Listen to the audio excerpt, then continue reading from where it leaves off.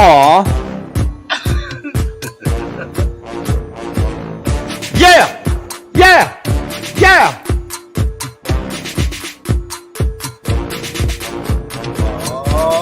Oh man, this music always pumps me up. Always, Ryan. It feels like I'm about to enter like a football game.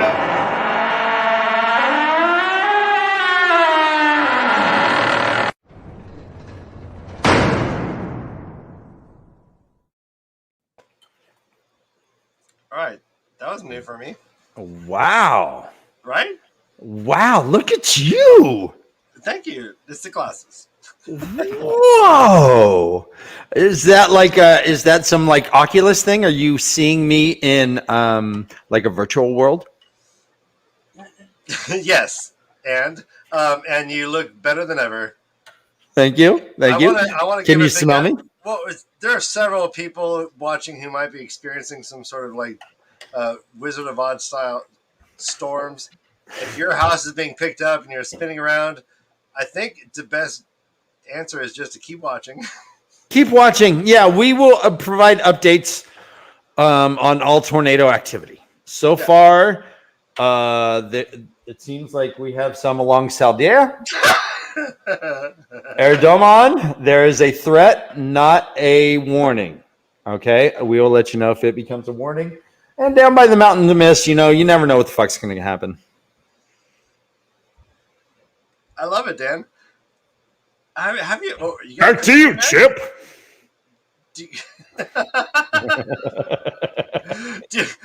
Do all male like weatherman? They have to like flex their necks for a little bit before they. Oh yeah, back to you, Chip. Back to you, Chip. Hey, Chip, what can you bench? You want to have a push-up contest right now? Just kidding, guys. We have guests. We have guests. They're just hanging out, like waiting. We have these guests, and then we make them wait. How rude!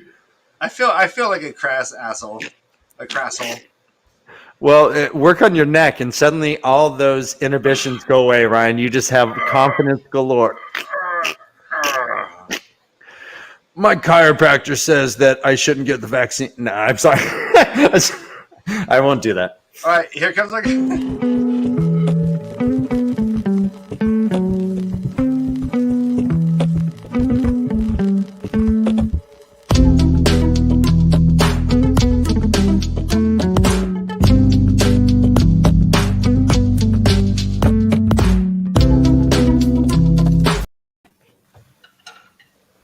Yeehaw!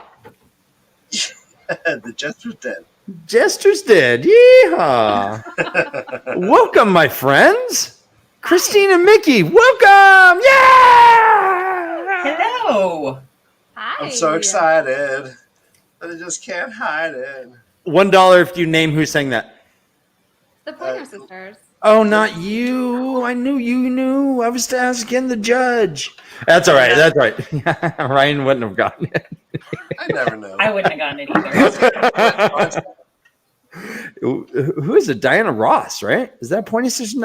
No, that was... who was the singer of the Pointer Sisters? There were three of them. Yeah, but there was a main singer. There was a... Oh, okay.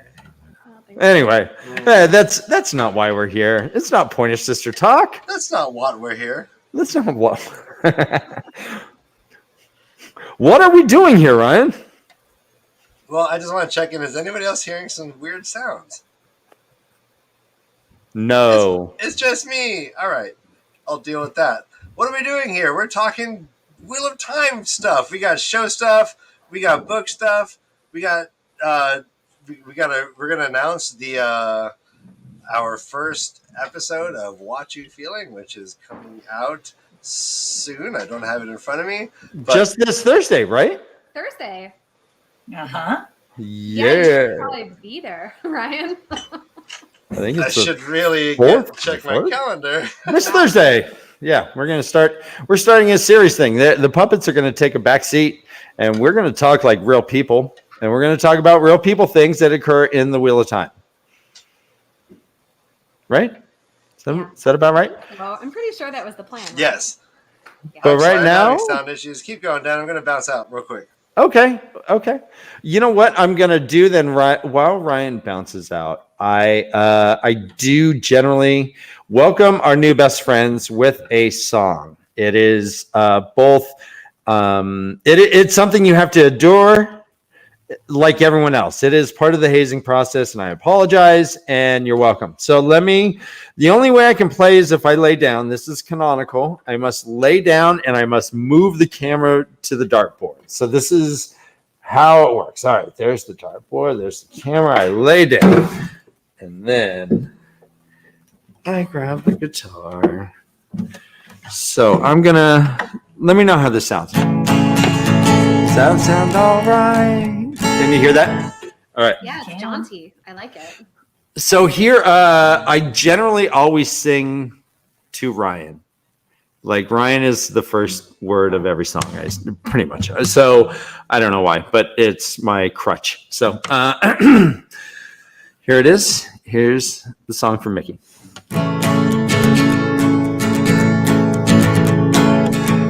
Ryan, I feel so cool, like Jonathan Travolta's friend in Greece. I think it was Kaneki. Oh, fuck. All right, let me start. Ryan, I feel so cool, like John Travolta's friend in Greece. I think it was Kaneki. Like I'm in 5th grade with that child actor. What's his name again? Oh, Jonathan Lipnicki. Our guest is making her mark like a hickey during a quickie.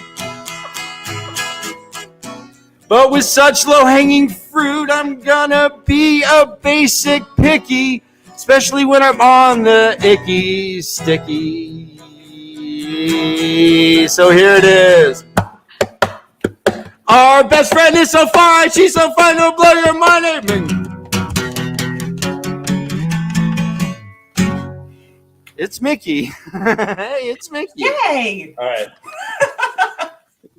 Awesome. That was a highway with ice on it.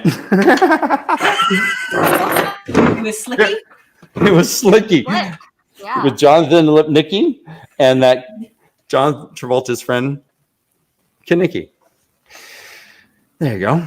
All right. So we are without Ryan still. And so I know that he wants to jump into the Amazon stuff, but he is not here with the Amazon stuff. So I think we'll just jump right into the books. What we did is this last Thursday, we have a first-time reader show every Thursday at 10:30 p.m. These last three chapters that we did was chapters 11 through 13 of Robert Jordan's The Dragon Reborn.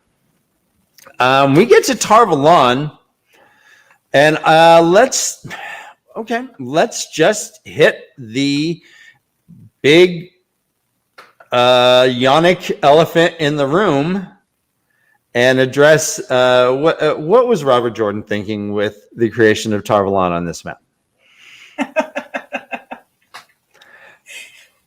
I always wonder if it was a dare. Robert, you will not do that. A lot of Georgia O'Keeffe. Yes. Was Yes. inspired. I'm looking at the map now, and I'm trying not to be so obvious. So I'm okay. Let's. Is there any other thing I could think of? Maybe the like an avocado cut open. I'm not. Yeah. So.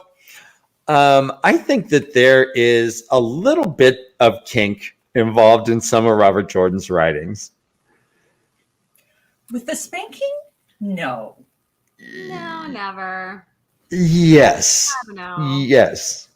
The spanking, this blatant vagina that is the center of female power in this world.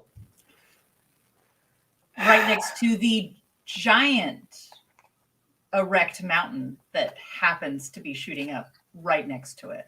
Yes. Right. And which is a symbol of everything that at least one part of at least the Red Aja is entirely devoted to destroying. That is a monument to male channeling. That is it's a constant reminder of just what Sidene was able to do with its taint. Anyways, it seems the more we read this, the more I just kind of see Robert Jordan kind of leaking into I think he was sexually kind of fun with this stuff. I don't know if he was necessarily appropriate or something that lives on and ages well. I think we've probably gone beyond pillow friends to actually recognizing female healthy relationships that exist beyond just, oh, hey, I'm accepted and blah, blah, blah. Right. So I guess, what do you think?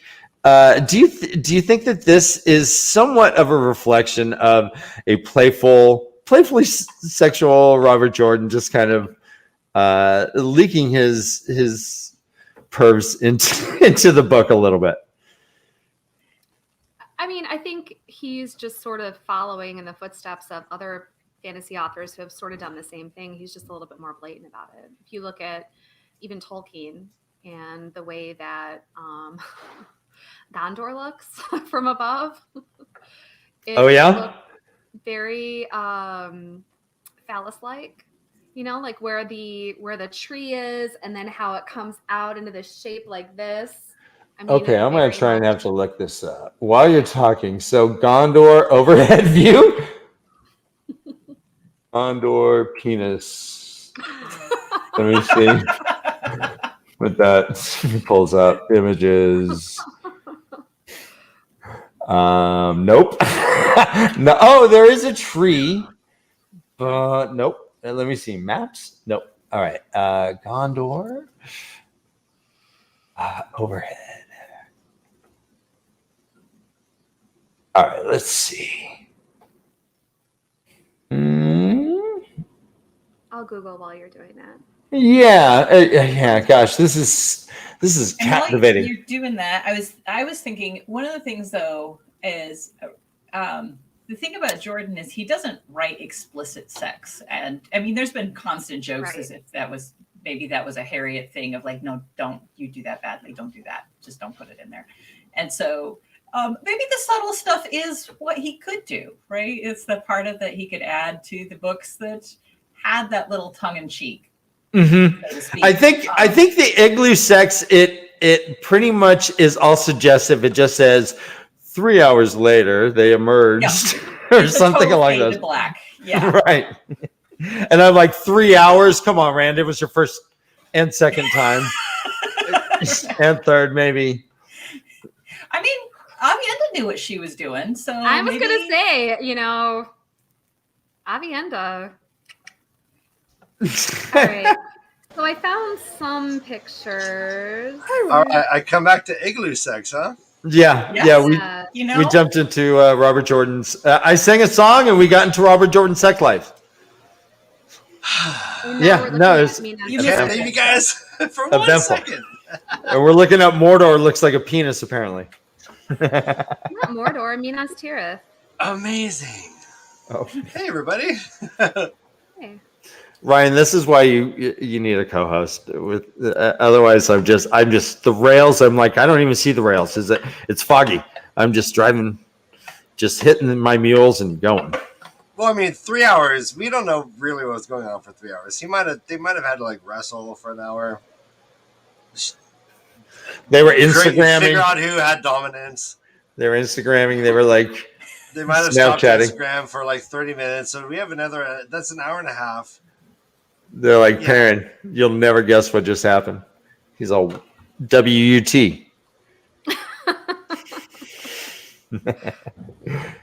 And just emojis of igloo heart, happy face, Firework. Firework.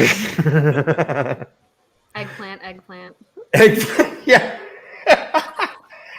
Do they have eggplants? Would they have eggplants? Oh, I don't know. What would they call it? Probably aubergine or something like that. And peaches are poisonous, so those aren't going to be in there. Oh my. You're right. Oh. Maybe nectarines? Or Maybe. is that too similar to a peach? Maybe. There's lots of melons. We do know that there are a lot of melons in the Wheel of Time. Mm-hmm. But half of the references are as far as people getting their head split open. Like, in fact, we just the next chapters were coming up. Egwene almost gets hit by the Gray Man's bolt, and we think it is the Gray Man's bolt. And she thought, that would have split like a melon. I'm like, yep, that's a gross. Yep. Always a rotten melon, though. Yeah, there's always the rotting melon. You know, guys, I learned that anywhere you go in the world, if watermelons are a thing, you go to any market, any of the shoppers of a watermelon are going to slap that baby. They're going to give it the thump. The watermelon thump is universal. Yeah, it is. You have to. Yep. Ripe? Yep. Oh, maybe not so ripe. Yep. I saw someone who was preparing for Rosh Hashanah. No, I can't remember what it was. But someone they were buying a bunch of watermelon, and it was it was an elderly woman who did not know English, but she knew that watermelon thump, and that's universal. Mm-hmm. Anyways. Exactly. Can you hear me, Brother Dan? I hear you loud and clear. Can you hear us, Ryan? Finally. You have some Amazon news you wanted to share. Is that correct? We do.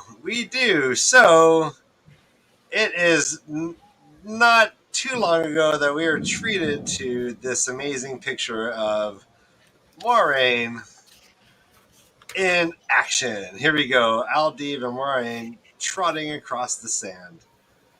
This is not a high definition. This is a photo of a photo, but it's all we had for a while. And there were some quotes about it within this kind of like one page, kind of paltry Wheel of Time TV guide style. I don't know why TV guide does that one page. Like, we just cannot handle like a 2 or 3 page, just one page. Everything summarized to like little bullet points. But yeah, Rafe said that we will fall in love with a certain horse. And he said that it is a no joke that Bella is a serious character in the Wheel of Time, and he is going to do that character justice. And that's super good news. Yeah, the quote was something along the lines that, like, it's really weird, but Bella's a big deal for these people. And so we're going to do it right. Really weird. Yeah, F you. Bella! I'll show you weird.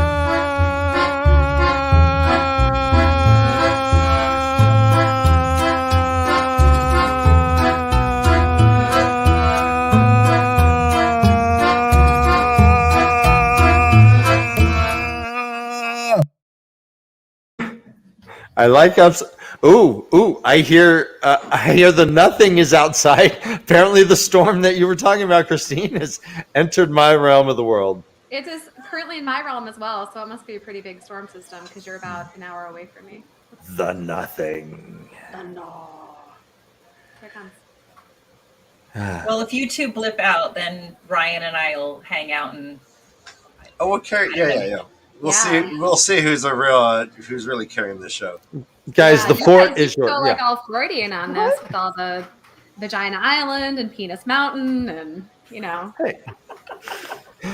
Who'd we go on, Ryan? I can't find him. What? No, not that guy. Not that girl. Oh, wow, that's pretty cool, though, right? All right, let's go. Solo style, Dan. She looks super tiny. Right. I'm gonna ride with.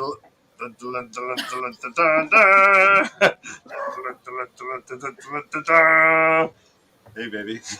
Dun, dun, dun, dun, dun, dun, dun, dun, dun, dun. I look at like a giant. I'm like, hello, little girl. Pat, You're pat, Malkier. pat. Pat, like you giving her the Joe Biden? Tug her braid. No, I'm sniffing her hair. Oh, Jesus.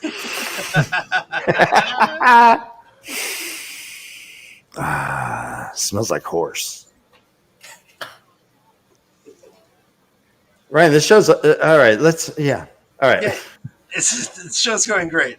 But anyways, like, so what were you guys thinking about when you saw this? Were you excited? Yes. I am a dyed-in-the-wool horse girl, so anytime we get horse news, I'm excited. And I am really excited, and I was actually having a conversation earlier about this with my mom, about the fact that Rosamund Pike is clearly writing Aldeib at a quick pace. This is not a stunt person on the horse. This is Moiraine writing Aldeib. Yeah.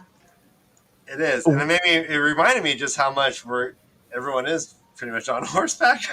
There's a lot of horseback riding, and yeah, it just dawned upon me, like, they're really going to be there's going to be a lot of that, and that's always like a whole thing for me, because anytime there's like a horse battle, I always have a hard time when horses go down and horses are like acting like they're like roar, and the riders fall down. Like, I don't know if horses really want to be doing that.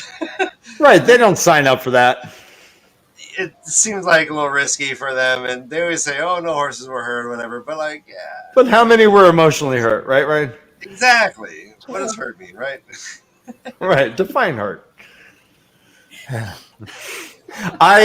This horse, I couldn't tell if it was riding or dancing. It looked so graceful. It's Perfectly Aldeib. It is a beautiful horse. I love like the luscious locks just like flowing in the wind. Mm-hmm. I can't wait to see it in action. Yep, that and Mandarb. Like, we had the little peek at Mandarb earlier, and I'm looking forward to seeing them together. Yeah, me too. Right. I want to see the height difference. I want Mandarb to be a good 4 or 5 hand taller, whatever. Well, how do you measure horses? If we take Yes, like the casting picture they just showed us, height is really not an issue with Rand. I knew you were gonna go there. I was waiting. Hashtag short Rand. God. Oh, Rand. Yeah, barbecued short Rands.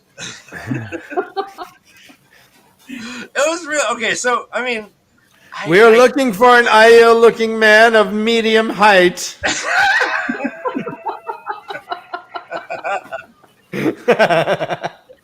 Not too tall, not too short. Kind of Goldilocks. the head of the average blacksmith. About his height, I suppose. Yeah. So height. All right. So what do you guys think? I mean, really, it doesn't seem like to matter to you guys. I don't think it really matters to me. I think I like to, make fun of it, but I'll get over it. Just because he's not a foot taller than everyone else, I'll get over it. There's other ways to kind of differentiate himself as an IU man, and everyone's gonna have to be like, "Hey, you look like these guys," and yeah.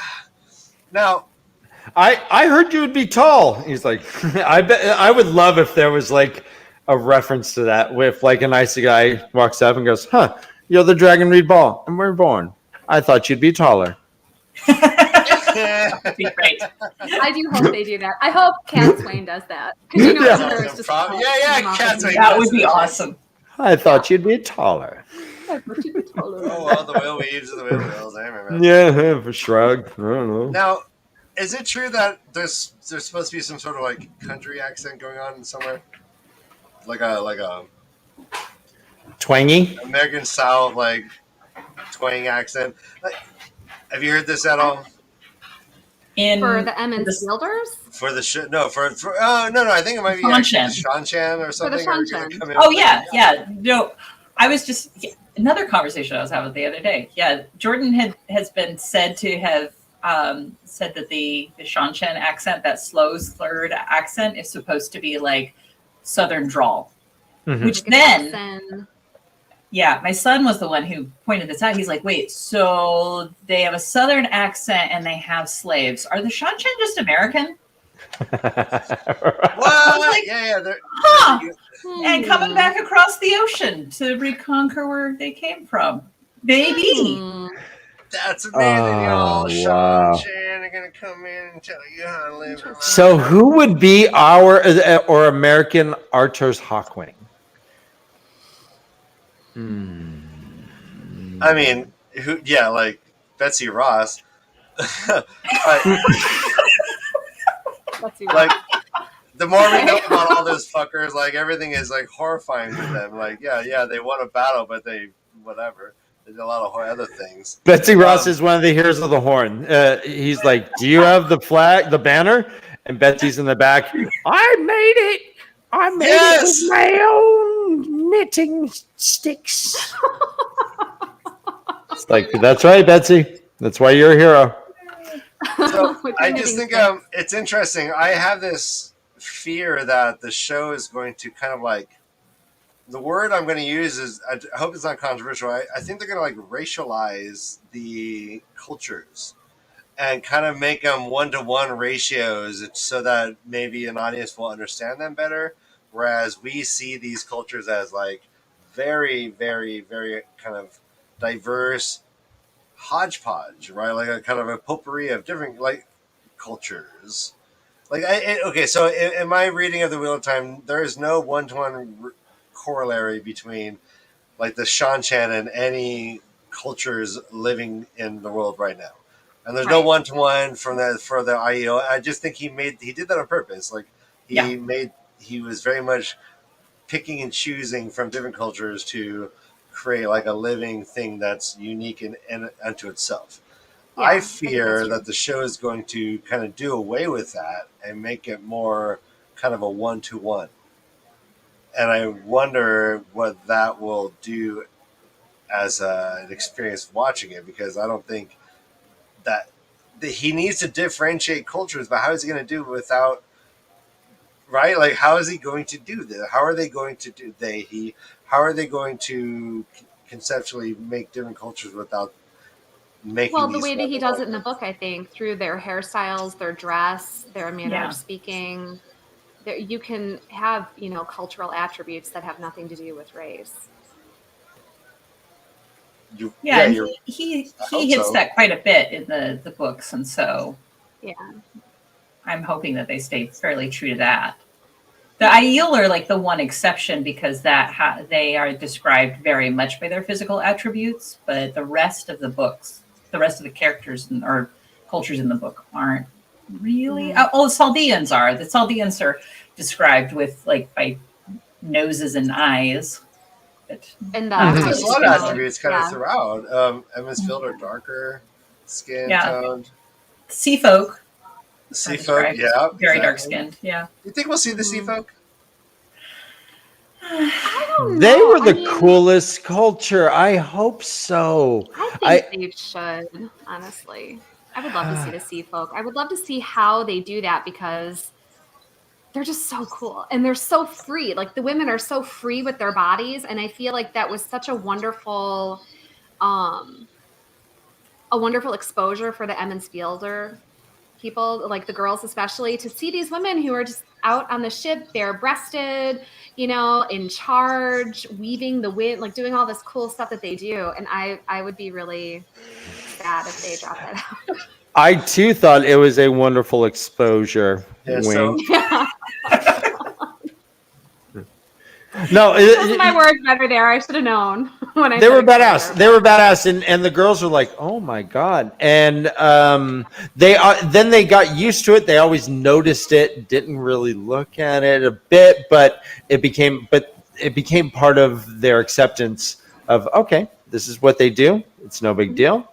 I need to shrug off my prior thoughts about this and just accept what they're doing. Yeah.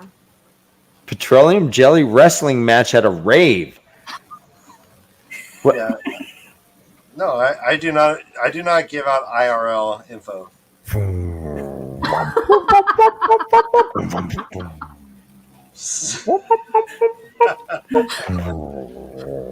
It's my You rave. might be right.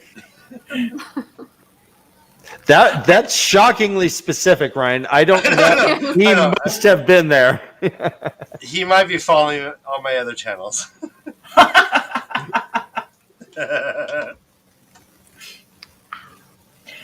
I don't know if we'll see the sea folk though, just because of cost. Like I have to imagine that those would be pretty expensive scenes to shoot. Yeah, I don't think we're going to see a lot of sea action, except for Bale Doman. Which is a little weird Oh, because about that. Ranland is just a continent. They're like, oh yeah, no one goes over the Sunset Seas. Yeah, people. Yeah, they just don't come back. Is Ranland Pangea? Maybe. No, I think there's No. shit over there. No, I think there's stuff over there. They just Or is don't know like it. Pangea just breaking up? What you think over there is like New Zealand and over there's Australia, and they're just Right. Like, it. I think Kev. I think if they sailed, they would find all Find kinds of our Hetsky, friends. and they'd Yeah, go they over, find they'd Hetsky. Kev, and There's Kev. Yeah, there's all kinds of people over there. Yeah. Okay, I Mark heard it. Vader from Antarctica. I heard that one of the questions that is asked most often in Australian Sunday schools is whether Noah had kangaroos and koalas on his ark. It's a fair question. Hell yeah. Okay, and what else do you hear? I hear Corner with as soon as you asked that, I heard thunder. Oh gosh. All right, so you guys are not worried. I'm worried. I hope that they give us like the sense that every different cultures and peoples have their unique history and issues, while also not just just kind of like making the Shan North Korea basically or whatever. Like, Well, let me ask you a proposition. What if we combine the Sea Folk and the Sharan? Sea Sharan, Oh, Sea Sharan folk. Oh, interesting. That way we have a Forsaken. Mhm. The Yeah. Sharan were completely out of the picture for way too long. yeah. And there can be two factions. There can maybe not all of them are completely devoted. There's some on the sea that want to find the Corkmore that they don't believe that is Demodred or whatever. Do the Sharan have tattoos? What would- I don't know. Do they? The Sharan? The ones that channel, don't they tattoo the faces of the channelers? The Arya, yeah. So and this Russian like actress did an interview that's I don't know somehow taken She down, got but busted, dude. I think she's in She is shackles. not in She's season a 2 gulag anymore. somewhere. This poor Oh, woman, she's in a no. gulag, but she basically admitted that there's a scene with Moiraine at a bar talking to a woman with tattoos, and Dan was letting me know that there's only 2 known places where tattoos are normalized, What is which the would mean sequel? that they're introduced into the story super, super early. But I'm kind of thinking that the Tinkers are just going to be all tatted out. I think the Tinkers are going to look like the coolest Jerry they're Bears. like from Oakland. And then the Tinkers are going to look like they're from the Oakland art scenes. But yeah, I think they're going to have tattoos. So that's my guess. What do you guys think when you hear something like that? Like Moiraine having a conversation in a bar with a woman in a tattoos. What does that make you think? It does not make me think of Tinkers because I don't see Tinkers in a bar or a pub or an inn or what have you. And Tinker walks into a bar. And says, wait a minute, I don't belong here. My wagon's 2 miles away. And leave. Pardon me, excuse me. I can't run fast enough. Anyone got any pot?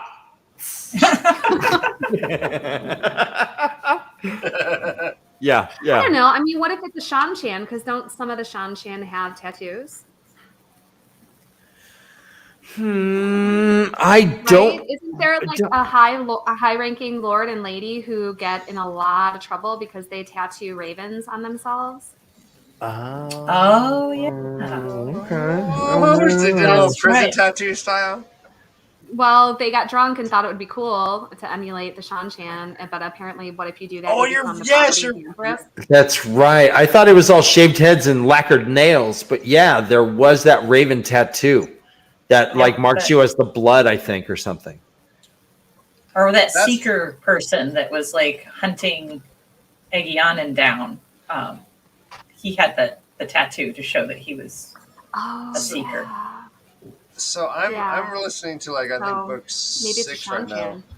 and there's a scene where Rand has to like hold judgment over an Ioman, and Ioman comes in and says, you know, do I have toe to you? And he's like, what do you mean? He's like, well, I killed a man. He's like, well, I'm sure you defended yourself. He's like, nope, he needed to die, so I killed him. And I go, why did you kill him? Oh, he was acting improperly. What do you mean? Well, he had the dragon banner on his arm. He had a tattoo of the dragon on his arm, and he was drunk, and he was showing off. Same thing you guys are just talking about. How funny! I just thought of it. I just heard this yesterday, and so he sentenced him to death.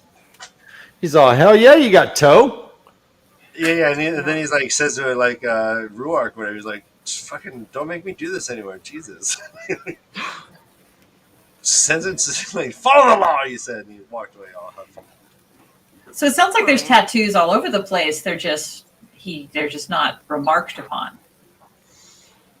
All right, AJ Jordan is saying, AJ Jordan, let's welcome AJ Jordan, who's stunningly shadowed by the flag.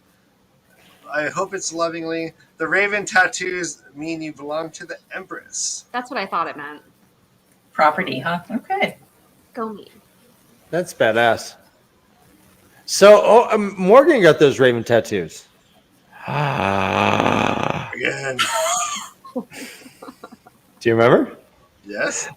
That is, I was looking at some of the chapter icons.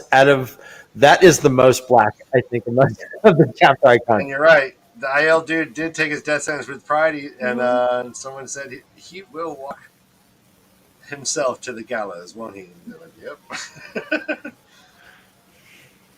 Well, all right. So let me just real fast. How fast? Real. This coffee cup actually. If we look, this coffee cup has toe. It has toe? Yeah. Oh no. I don't know if you can read it. Here it is. Zoom in. Contents, toe. All right, sorry. All right, that didn't hit as well. Is that the Amaranth seat? Caution, contents toe. Oh Jesus! Sorry. Come on, guys. I thought it was kind of funny. All right, thank you. Me too. Yeah. That's all right. part So of. let's to wrap up the Wheel of Time Amazon discussion segment. Let's bring up Mark Fletcher. We talked about him. He's a warder. Dan, you have some IMDb information about this fellow? I do. Let me see. He is stony faced and chiseled as anyone. I feel like this man has. He was the alternate in the most interesting man in the world auditions. Well, all right. So listen to this. He is most known. I think it's just a 10-minute short comedy called God is Dead. And let me read you the synopsis. It sounds hilarious. When the modern world discovers that God doesn't exist, Jesus fights to maintain his divine purpose, terrified of being diminished to his working class existence in northern England. That sounds awesome. All right. Welcome, Mark Fletcher, to the Wheel of Time. So he did receive a nominee. He was a Festival Award nominee in the London International Film Festival in 2020 for outstanding performance by an actor in a supporting role. So I doubt he is going to be someone who's just some scrubby dude. Yeah, no randos. So what other awarder could he be? The thoughts are Tomas or the leader of the younglings. The younglings? The You mean gay, the trainer? the trainer guy. Yeah, he may have a larger role. Is that Hamar? Yeah. Okay. Or Gaida? I thought it was guy. Oh, Hamar Gaiden or whatever. I don't know. Anyways, that guy. No, it's Coolin. Coolin Gaiden. Who do you guys think this guy is? What do you think? We need to hear it from you. Lay it on the table, everyone. Put it for posterity. We will mock you later. So it says here, all right, so I just read this chapter. It's Hunters 3 in The Dragon Reborn. It says, I know that Elaine said quietly, when Andrew goes to war, blah, blah, blah, blah, blah. No, that was, all right, that was something different. All right, never mind. All right, never mind. I'll figure it out. So it says that he is supposedly going to be in episode 5 of the first season. So he shows up early-ish, I guess. Oh. So do we know which Aes Sedai are going to be in episode 5?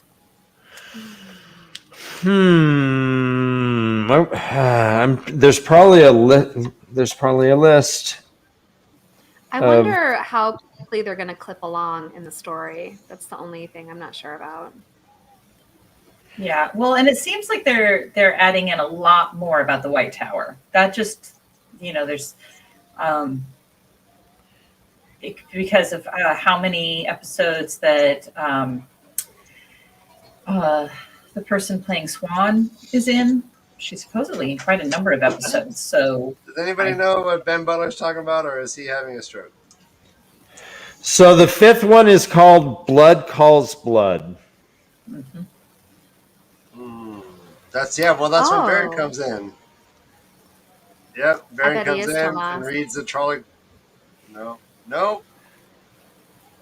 Yeah, so the 4th one is called The Dragon Reborn. 5th one is called Blood Calls Blood. So Blood Calls Blood. That is part of that prophecy, the dark prophecy that is written on the wall. I know, but what chapter is it in the Eye of the World? It's not in the Eye of the World. It's in the Great. I'm getting all the books confused. Do you think they're going to get all the way to Fane they've in the said dungeon? Who?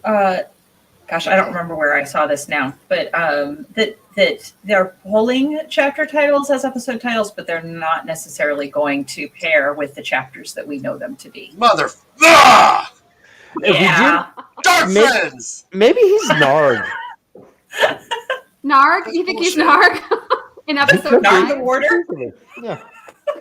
Hey guys, remember me? Oh. Wow. Hello, I'm Narg. Narg in a warder's cloak. All right. Samuel Hake, the thin barman. That's great. All right, so that's Samuel Hake. Yeah, Samuel Hake. Yeah, he'll do his. It's not Hake? It's not like sake? I do Hake. Hake? Because I totally hate that guy. Like taunt. Thank you, Christine.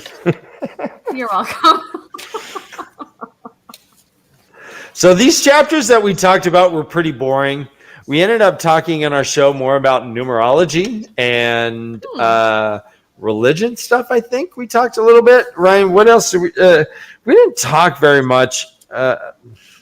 We talked about the chapters, of course. We just kind of stared at each other for long periods of time. We just awkward silences. It got very boring. Yeah, sounds like it was riveting content. It does. It sounds amazing. Yeah, fun stuff happens in these chapters. You get the whole undercurrent of how much we're going to hate Fowlin, what a bitch she's going to turn out to be. You get to see but her name just kind of gives it away, though. You can't have a name like Fowlin. So, already foul. Okay, I do have a question, Christine and Miki. We mentioned this on our show on Thursday, but we learned from the Amaranth when she is speaking with Farron that as soon as Rand declared himself the Dragon Reborn, the two false dragons were defeated. They were apparently winning in battle, but they both saw some vision in the sky. Everyone, and one of them was just straight out killed.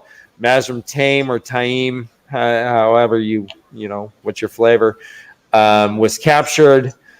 And Varen kind of mutters, the pattern had no use for them anymore. What is the purpose of a false dragon to the pattern?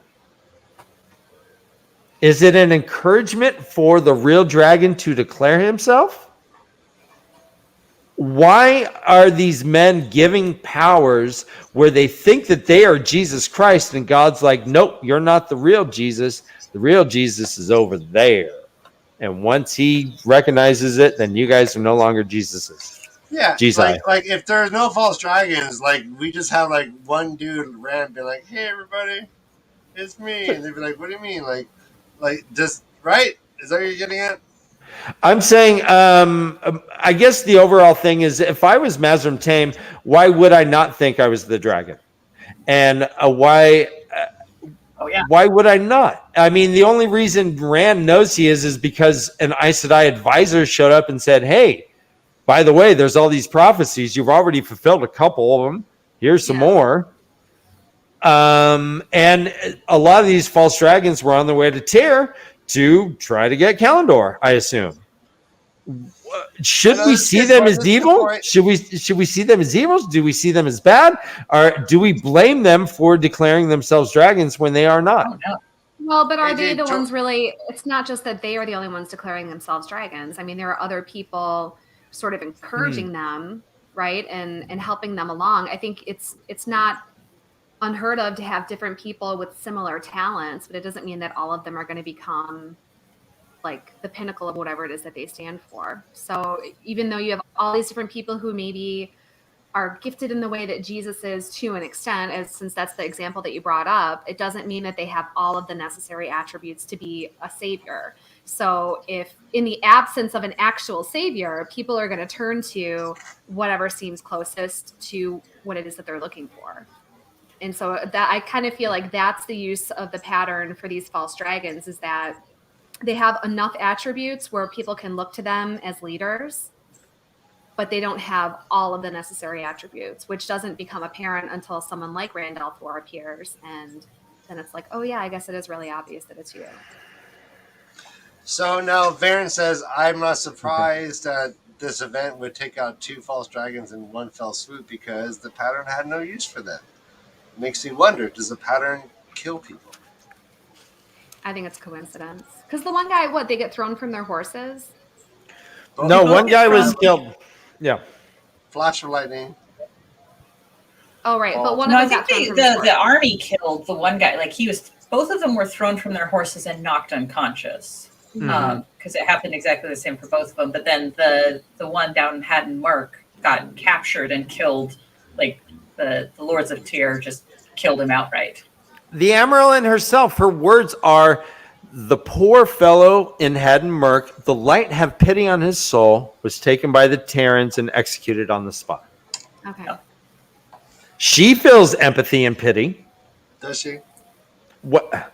That poor fellow, the light have mercy on his soul. She didn't spit and say, bloody ass, so whatever. Dan, I think Matt Stagger is agreeing with you that basically the false dragons are just basically dragon lubes. It's like a lubricant for the people. Oh, jeez. maybe. Okay. All right. To kind of ease when we finally get the dragon and things are going beyond the point of no return. Yes. Yes. So yeah, so I think Ryan's point is a good one. The pattern just discarded this poor guy and he was killed on the spot. Does the pattern care?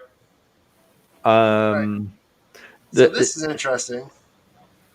I Well- I'm for the first time ever. I'm gonna have to look at a chat member, a new friend I've never met before. I'm gonna disagree with you. I think the pattern is intelligent more than a human, and it's not just throwing darts at a dartboard to get the real dragon to hit. Like the real dragon Rand needed to have many things happening to line everything up to fulfill all the prophecies. So I think it's more designed, and we're trying to suss out the reason behind the design.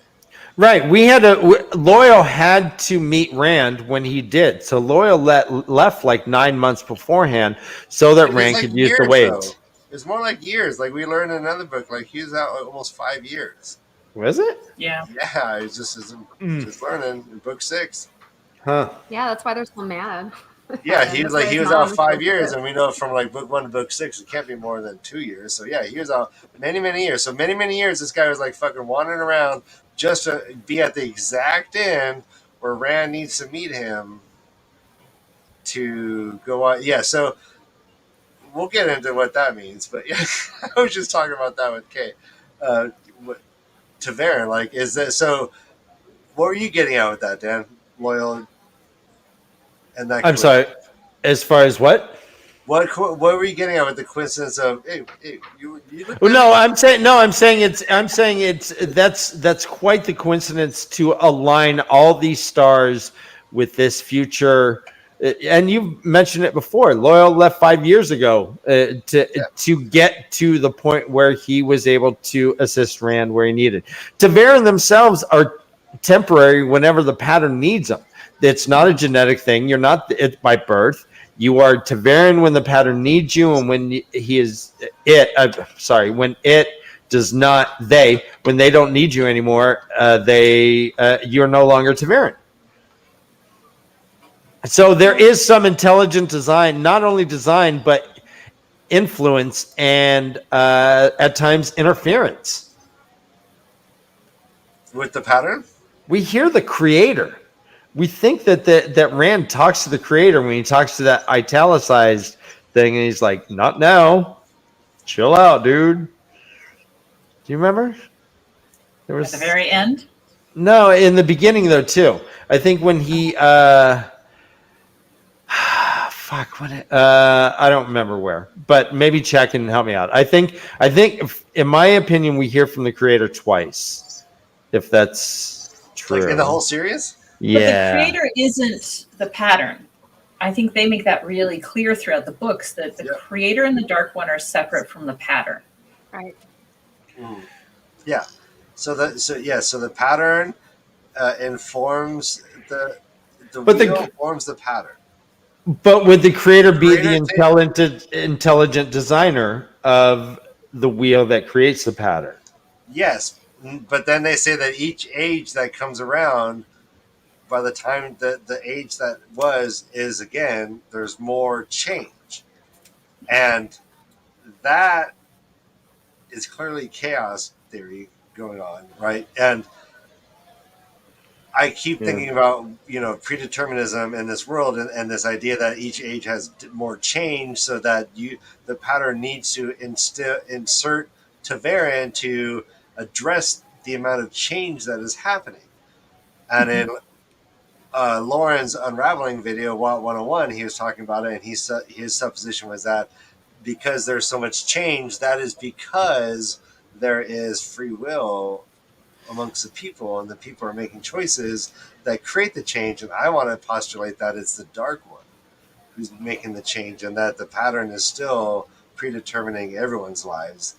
And I still have this notion that Tavern are the only ones who have free choice, which is the opposite of everyone's understanding. As I read these books, I think that the Rand, Matt, and Perrin are expressing free will more than any of the other characters, and all the other characters are having to respond to what I think is the free will that is a Tavern. And you got to understand that my understanding is that these people's understanding of their own reality are wrong. Like, we can't just take everyone's misgivings about what a Tavern is at face value. We can analyze it differently, and I think about it differently, and I think Tavern are actually the free will agents in a predetermined world.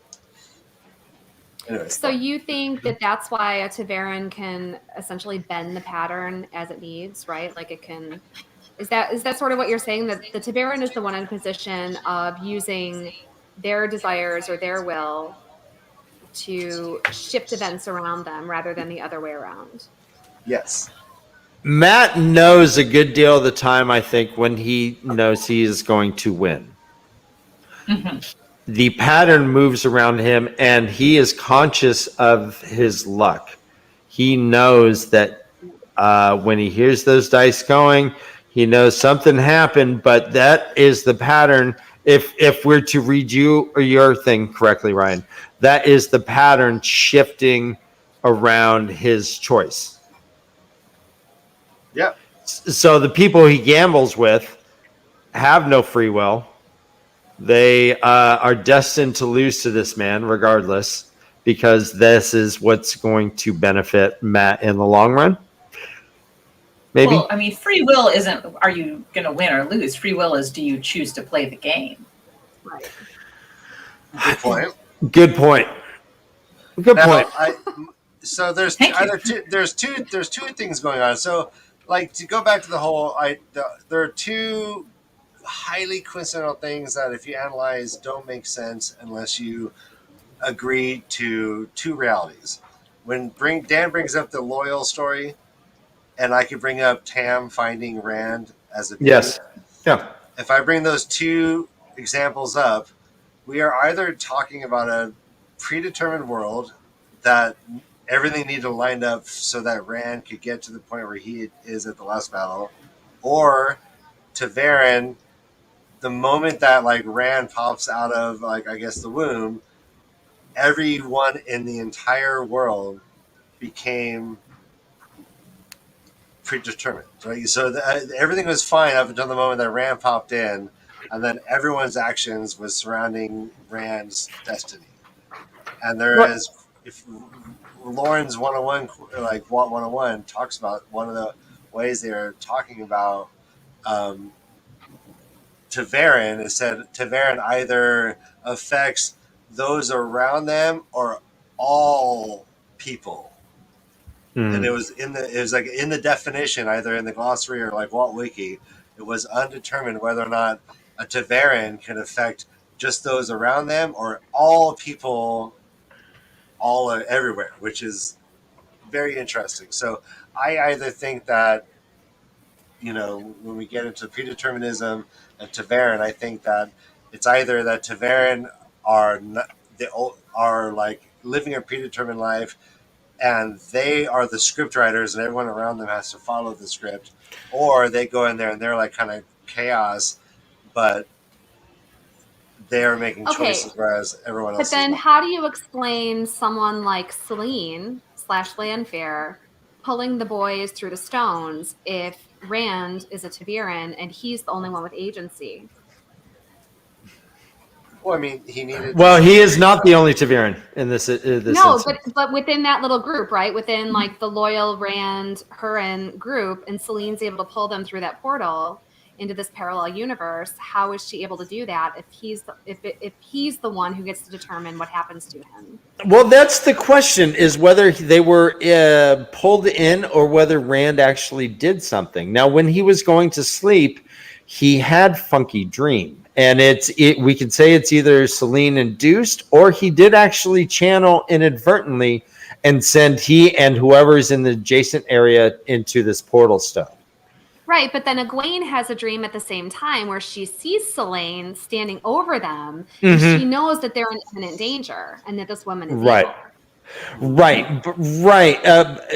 And I didn't know whether we interpreted that as she was pulling him in, or they went into her realm and she was suddenly she had a horde of Grom that she controlled. This was her realm. And in fact, Todd, our first time reader, thought that she was a genie in a bottle that needed Rand to get her out of this land. Well, which that's is interesting. Yeah. But Yeah, I so getting think back- that she just has so much more control over her power that she's able to Right. manifest things within that realm because she has a better understanding of how she could easily compel them to see Grom, even if there aren't Grom there. Well, I mean, like, think about this. Like, the Dark One has influence over the pattern. We know this. And that's why I think the Dark One is kind of the chaos agent, like in the chaos theory of time, where the Dark One has only limited powers. So he's been able to assign 13 humanoids to be Forsaken. Why that limited? Why not 1,000? Why Well, can't they apparently there were a shitload, but they were Yeah. all wiped out. And these three were, when they were put into stasis, were preserved.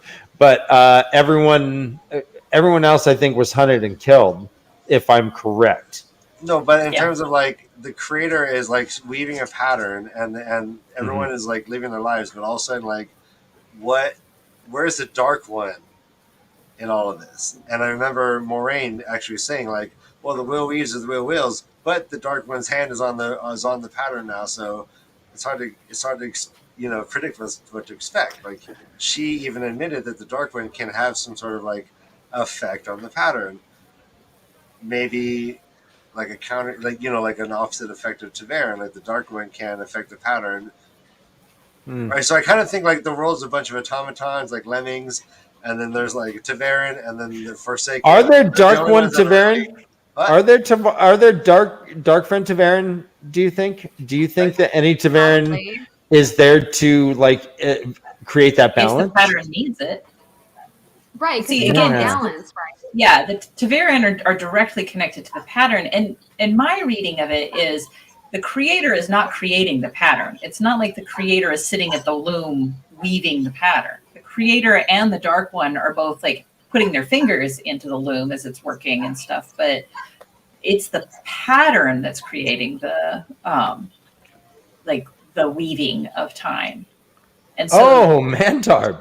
All right, we'll get back to that. Go on, Mickey. okay. Yeah, so basically like the creator and the Dark One, like I read it as the creator is a misnomer. The creator did not create the pattern and everything else. It's just in there messing around with it the same way the Dark One is. It's as if the wheel is a algorithmic computer. The creator was the programmer and is now looking at data and seeing if there's any bugs and correcting things, but may not have a end result in mind. Just letting No. The end it result. go. The end result is self-preservation. The end result is to Right. keep all of creation going. That's the end result. That's why the creator is even like. So the creator's like Norton antivirus. Yes. Well, if you believe in. No, I mean if he's the programmer, yeah, and then the Dark One's the hacker. Yeah. You know, trying to get in and crash the system. So Ryan, it sounds like the going back to your Tam thing. Here were the two options for Rand, because the prophecy was that he was born on the slopes of Dragonmount.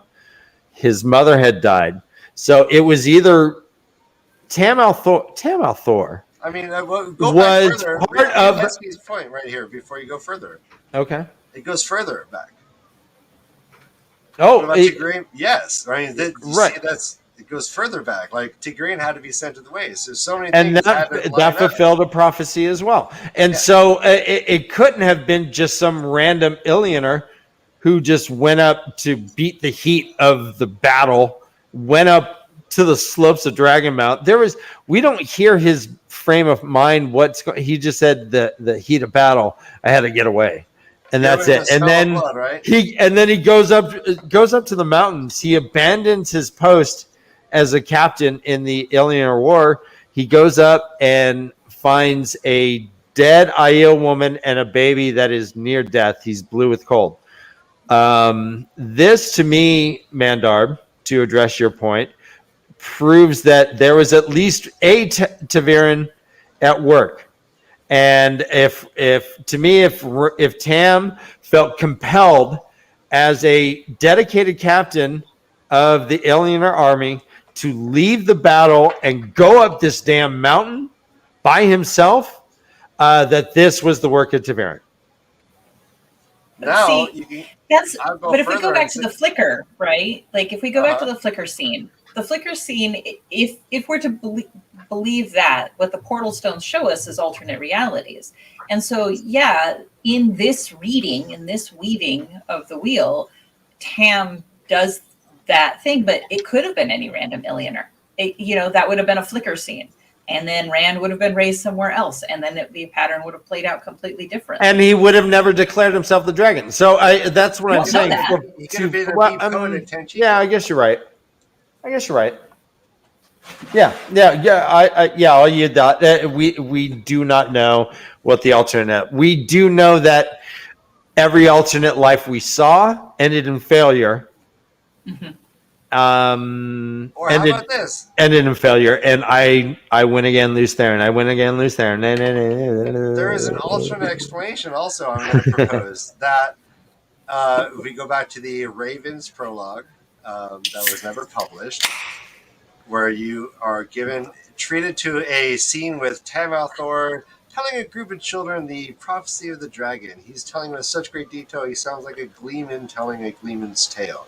Mhm. And if you put that together with everything we know about Tam, my belief is that he went out looking for the baby. And I'm even going to go so far as to suggest that he bested Tigraine in battle in order to get the baby. But that's another... Whoa! He killed her and took her baby. Why not? Whoa! And then he brought this baby back to Emmonsfield into like a secluded, like backwoods area, and like never accepted another wife, and never allowed anyone to get close, and raised this person and gave him the flame in the void and all the things he needed to know to be able to do what he did. It's not. I'm not into the time traveling Tam theory. Sorry, Ben. This is not time traveling. I think he is just a reader of the winds, man. He's so wise. He saw the prophecy That he's saw it unfold. killing pregnant Aiels. Well, Give wow. Give it up, baby! No, I wouldn't do it. I wouldn't force it. I mean, I can't say. I mean, he saved the world. Maybe. I mean, if I he don't did think do it, it killed worked. Tigraine. I think Yeah. I do think that he knew more than people give him credit for. It wouldn't surprise me if he were part of a greater plan and he was put in that position on purpose by someone like maybe Varen, who had been around for a while and kind of knew, like you said, the way the wind was blowing. But I don't think that he would have killed Tigraine. I don't think he would have had to. I mean, imagine being 9-ish months pregnant, fighting a battle in snow on a mountain, and then you give birth. I don't think someone would have to kill you. I think that would probably kill you. So, I think he just happened to be there because he had some sort of knowledge about this prophecy, and he was chosen to be there because he could raise this baby, like you said, with the flame in the void and be able to protect him and stuff. Yeah, he was the dad of all dads. It is father of all time, right? Like, so New Spring was written after book 5, is it? It was way later than that. It was okay. Like 8 or 9, something like that. So it is a really interesting choice for this prologue. I'm sorry. The prologue Ravens for that childhood thing. It is so. This is where it's coming from. There was a prologue called Ravens that was an addendum to a young adult version of the Wheel of Time that was broken into 3 parts, I believe, and the prologue was not Lews Therin. It was them doing a sheep shearing festival, and Egwene was 11 years old, and she was happy because she just graduated to where she can go give water to the people shearing instead of doing something else. It's like they have these little steps that you get to. And then they take a break, and Bran starts telling the story, and he's like, you know what? Hey, Tam Althor, come on over here. You know way better than me. And Tam sits and he's like, all right, I'll tell the story. And he tells it like a gleeman. He knows the prophecy of the dragon well, like shockingly well. And it is a weird choice Yep. to add Yeah. this history when it didn't need to happen, but it Okay. adds this intrigue to Tam Althor.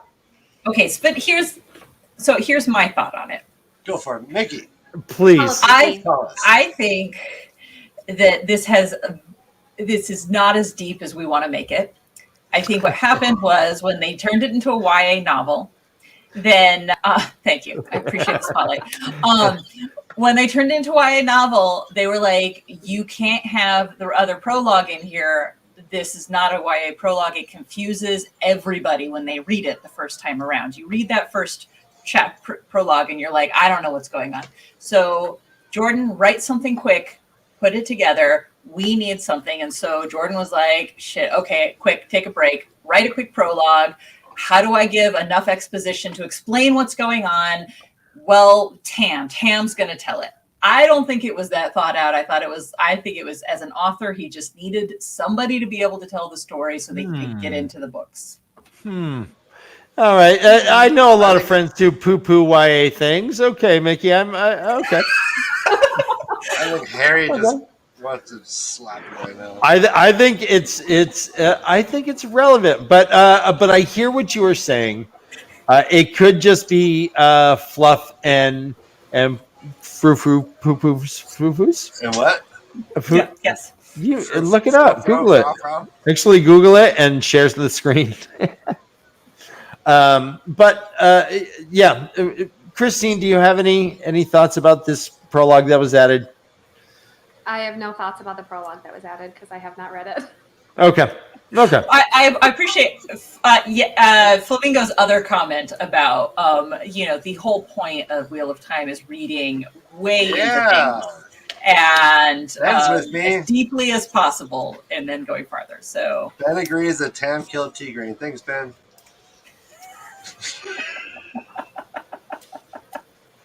I've really made people mad with that. Sorry. Agreed. Tam knew the prophecy. He knew Ram would be important. That's why I think he's going to be born on it during the Aiel War. He just says it's going to be born on Dragon Mount. It's not like, hey, y'all, we're approaching year 1000. We're going to have a baby here soon.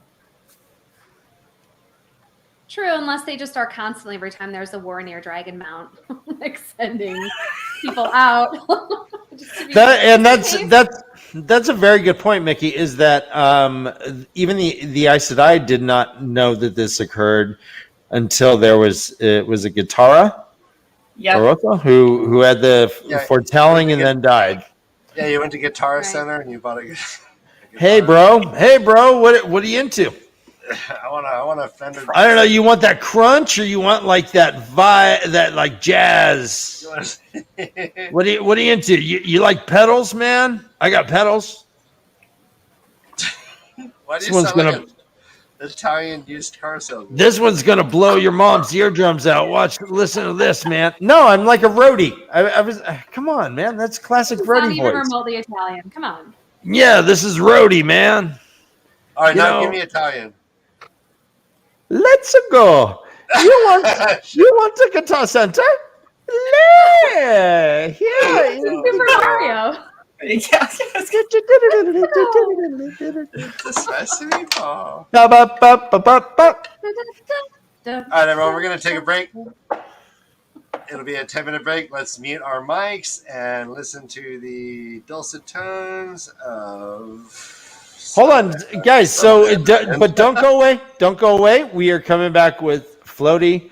We are gonna play a couple games. Maybe Floaty, maybe not. He's a little... Maybe Floaty, maybe not. But we're gonna play a couple games, including is it a Wheel of Time name? Is it a pharmaceutical name? Or is it an Italian village? Sweeping the nation. We'll give you a name, and you determine if it's one of those three. And we'll do thank you, Internet, as always. And we will do 5 quick questions so that Mickey can officially become our new best friend. And I have a new question I'll ask you, Christine. I don't think I asked you last time.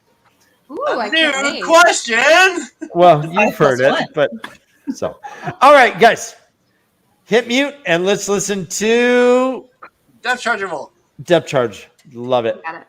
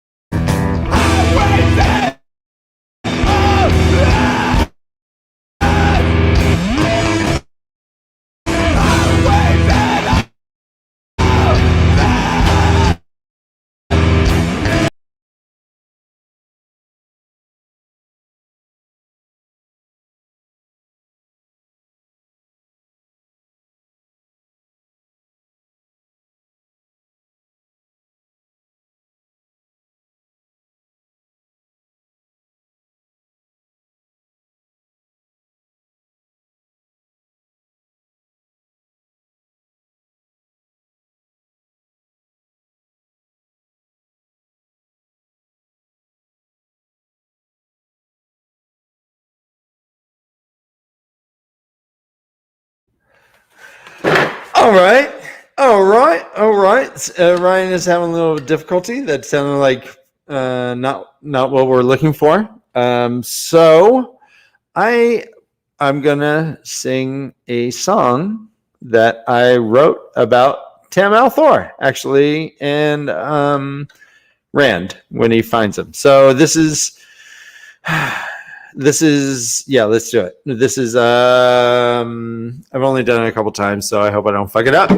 But as always, I need to lay down and I need to turn it. Okay, so I'm going to sing a song. It's called Carrie Althor Song. All right.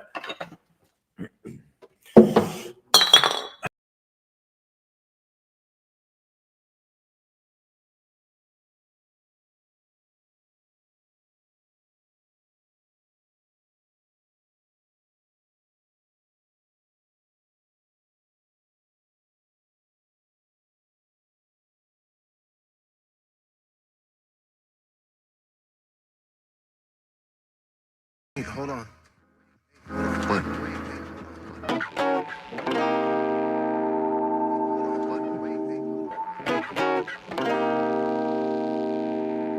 The interplay between the bass and the piano. Tired of this? Bass.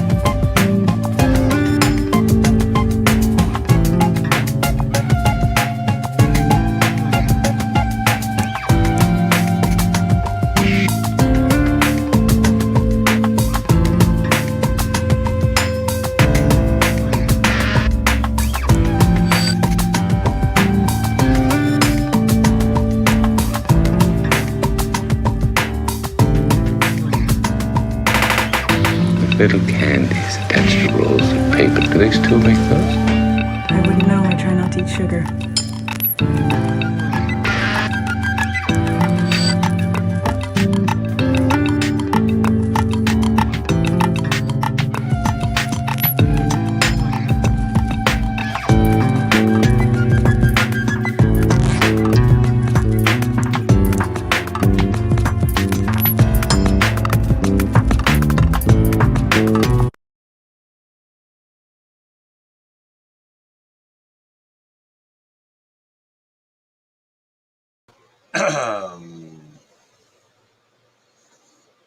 Welcome, ladies and germs. I believe we got a brother Dan. We got a Mickey. We got a Mickey. We got a Mickey. Her name is Miki. Yeah, Miki. The Lord We have said, "Let there be." So I did refer to you as making your mark like a hickey during a quickie. There was no offense, right? Okay, I just want to make sure we're cool. Okay. Well, hopefully I don't fade as quickly. I see what you did there, and I approve. Nice. Welcome back, guys. Let's play some games, Dan. Well, first, let's make our new best friend official. Okay, guys. There are two parts to it. One is enduring the crappy song I write that day. The next is us getting to know you a little bit better as a person, Miki. So they are somewhat Wheel of Time related, except for one. One is just, I'd like the question. So, are you ready, my friend? Sure, fire away. And Christine, you have answered your own 5 quick questions, correct? I don't believe so. Oh, ooh, okay. All right, we are doing you both. I sang you a song, though, right? I know I sang you a song, Christine. I liked you like spaghetti. All right, I'll look it up. If I didn't write you a song, God dang it, I really apologize. I had assumed I had. It's okay. I'm upset. Okay. God, well, I am. Ryan? I'm upset. Ready. All right, no, I'm gonna grab my guitar right now. Hold on, let me correct this right now. All right. We're getting an impromptu song. Yes. Wow, Yes. I'm excited. All right, Chris.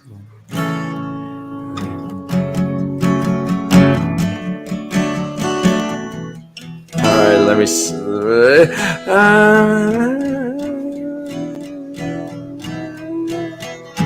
You're important to us, like Canada feels about poutine.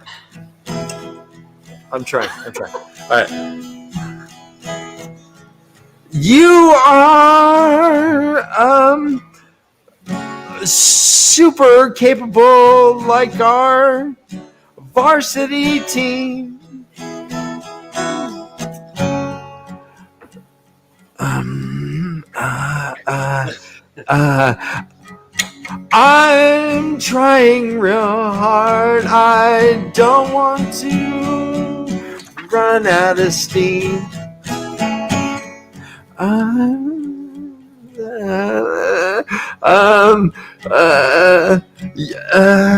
no, this is. You. What did you call 911? You can eat awesome bacon. You don't have to stick to that crappy ultra lean. Meet our new best friend. It's Christine. Oh, thank you. I'm ashamed. That was lovely. I ruined poutine. All right, never mind. I actually right. happen to love poutine, so that was perfect. Thank you. Okay, you're important. Like Canada loves poutine. All right, so. Right. All right, guys, Christine, I you. still feel bad. I No. hoped you weren't. I had just assumed you've been on our show. I assumed we had done it. So, okay. All right. 5 quick questions. My friends, are you ready? Have you ever seen, and we'll start with you, Christine, first, and we'll just switch off. Are you okay? What's that? Okay. Okay with that? I just want to make sure. Okay. Christine, Yeah. have you ever seen a proper palace? And so, yes. And if so, where? I mean, Have I ever seen a proper palace? I have in England. okay. Yeah, they got a bunch. That'd be where to see one. Okay. Yeah. Miki, have you ever seen a proper palace? Yes, I have seen Buckingham Palace in England, and then I've also toured a couple of castles in Germany as well. Yep. Awesome. Germany castles are ridiculous. Fairy Yeah. tale. Yeah. Okay. Question two. Germany castles. Germany castles. Yeah. I stand by that. Germany castles are just so great. If I crack my neck the right way, it says Saxon. Saxon. All right. Number 2. Have you ever, Miki, you first. Have you ever eaten anything that you would consider to be a honey cake?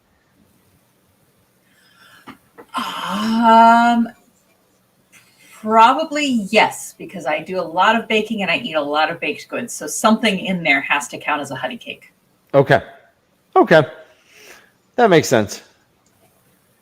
Now, keep in mind, Rand walks into a kitchen and goes, "Oh, yes, I smell honey cakes." So a honey cake has got to be distinctive. But I do agree that you probably have had or made something that you would call a honey cake. Christine, have you ever eaten a honey cake? I think so. You know those little Indian desserts? They're little balls and they're soaked in rose water and honey. It's called what? Gulab jamun.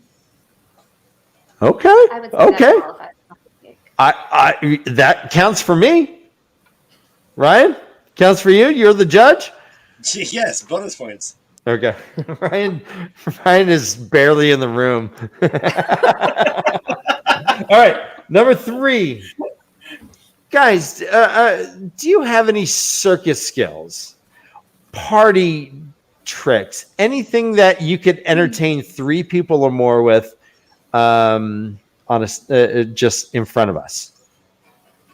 That includes like Rubik's Cube. That includes I'm really good at chess. That includes I can plank for 10 minutes. Whatever you got. Christine, you first. I mean, I can sing. That's usually what people make me stand up and do at parties. So You certainly can sing. And in fact, Ryan, maybe we should get that Jolene. Easy peasy squeezy. You're my man. Way to go. Miki, what in a party if someone says, what do you got? Are you double jointed? Are you I don't know, not many of those types of skills. I think all of my skills went elsewhere. Can you shuffle cards well? No, only passively well. I can get the deck put together. That's about it. Okay. We'll think of something. I'll come up with something and say, can you do that? We'll get some. I'm a wonderful cheerleader. Anytime anybody else is doing their skill, I will support you 110%. You are very supportive. Yes. Thank you. Yes, you're welcome. I look forward to supporting you and stepping out of your comfort zones. Yes, that's what we're doing right now. This is part of that, Ryan. Way to break the fourth wall. All right, guys, gals. I'm sorry, persons, people, friends. Whose turn is someone's? Mine. All right, you walk into a bar, You have 1 hour to spend with an entirely happily gregarious drunk. There's 3 tables. One has Tim Alford. He will tell you his entire backstory. One has Lan. He will tell you all about his history and his thing with Moiraine. And one is Asmodean. He will tell you all about being a Forsaken in the Dark Side and all that. Who do you choose to spend your hour with? Tam. Pretty easily Tam for me. Okay. I want to know his backstory. Okay. Good choice. Good choice. Christine? Same. I'm sitting at the table with you. I'm buying drinks. Awesome. I want him to keep talking. Yeah. Very nice. Last question, guys, and then you are officially our new best friends. What? What? It's Christine's first. Christine, what was your first concert? Pointer Sisters at Pine Knob. Or Music concerto? Theater. The Pointer Sisters? Didn't we mention the Pointer Sisters earlier today? Yeah. I'm Nuts. so excited. Yeah, Oh my gosh. it's my first concert. Oh my gosh. What they also did the I'm still doing the Neutron dance. Beverly Hills Cop. Yeah. Yeah, Beverly Hills. Yeah, that's it. Oh, no. Doing the Neutron dance, yes. And they were outstanding live. I will say they did the whole skirt flippy thing like they did in the videos and stuff. They were so energetic. They were great. Who opened for him? Do you remember? I do not. This was like 30 years ago. We can look it up. I was pretty young. I want to It's say the internet's smart. maybe I was like 15 or 16. It's not quite 30 years ago, but yeah, it was a while ago. Okay.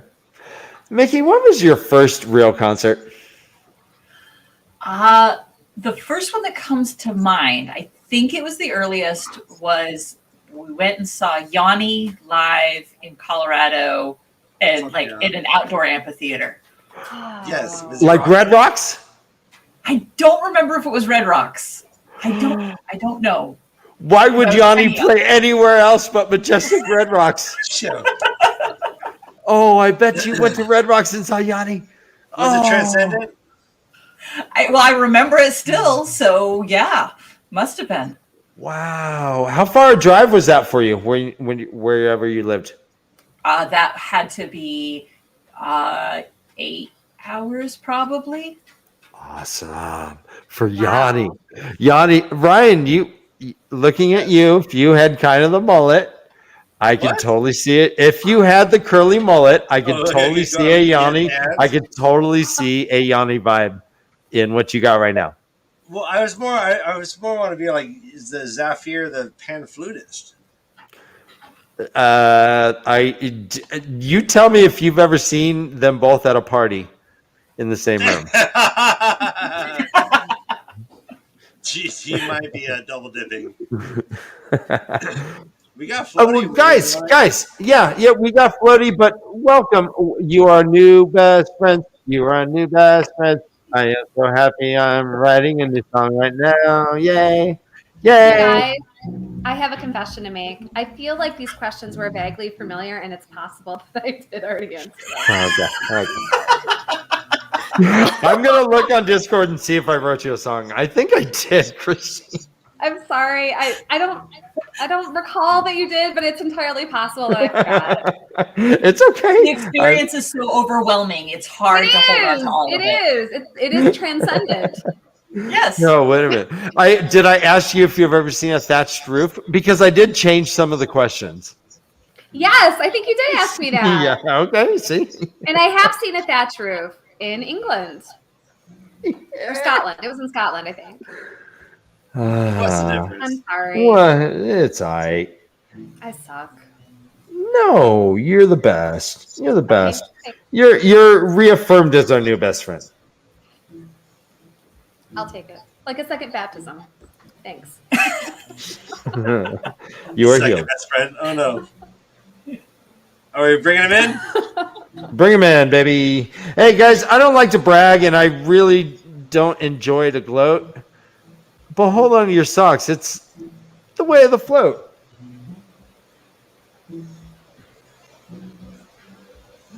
Floaty. Hey, Floaty. Hey, Cloudy. Are you in the car? I can't hear you. Oh, this is going great already. Oh, we can't hear you. Let's see if we can try and get you. Yeah, look at your Floaty. Go into your settings and make sure your mic is set up.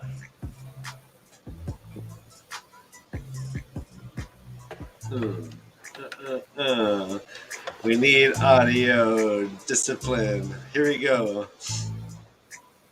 Oh, we're back. Round 2. We do not hear you, buddy. No sound. He is out. All right. Well, Dan, you want to just go into the... I feel bad. Well, we can bring him... I know. Floaty, if you... Yeah. Let's message him. We'll message him in private chat. All right, we'll message it. Well, yeah, let's move on. Dang it. Let's try one more time. One more time. Talk to me, Clay. No. Oh, man. All right. Well, if we get this connection going on later, maybe we'll jump it in, but it ain't working. Floaty, you got to go into your settings and get your mic set up with your earphones. All right. We'll get a little Floaty a little bit later. Yeah. All right. Ryan, do you want to do I'm down. I got the music going. Let's RX, RJ, or Italian village name? All right, so what I did is I went and compiled different names of Robert Jordan characters and cities and his creative names, pharmaceutical drug names, and Italian cities or villages. What we're going to do is we're going to put one of those words up, and you are going to determine whether it's one of those three. All right, RJ, RX, or Italia.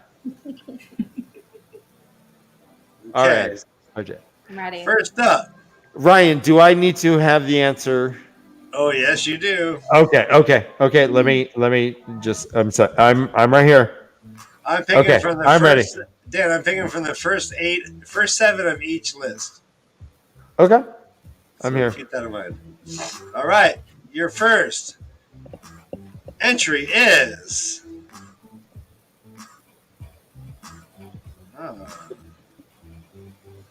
Impharal. All right, or Impharal. Miki, Impharal.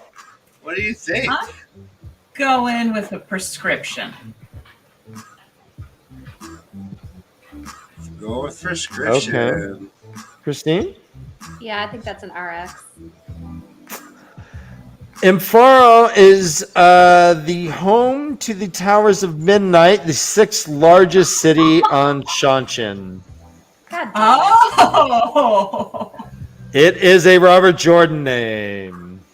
Uh-oh. Does sound like a- All right, let's go with. This is a hard game, guys. It's harder than it seems. Yeah. It is hard. All right, next up I just said it is. sounds like an impotence drug, and you said it sounds hard.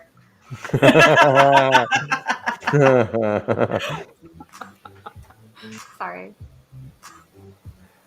Lifa or Lifa.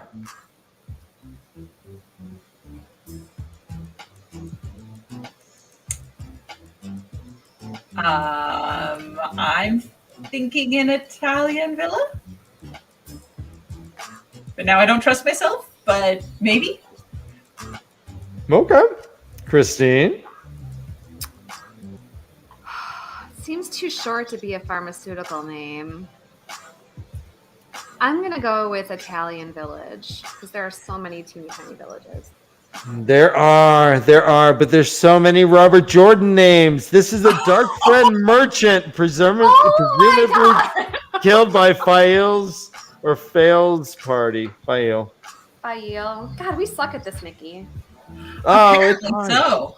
I just always skip over the names. It's just like the person, the place, whatever. I imagine the coastal town of Lifa has nice waves. There's dolphins, and there's all kinds of colorful doors.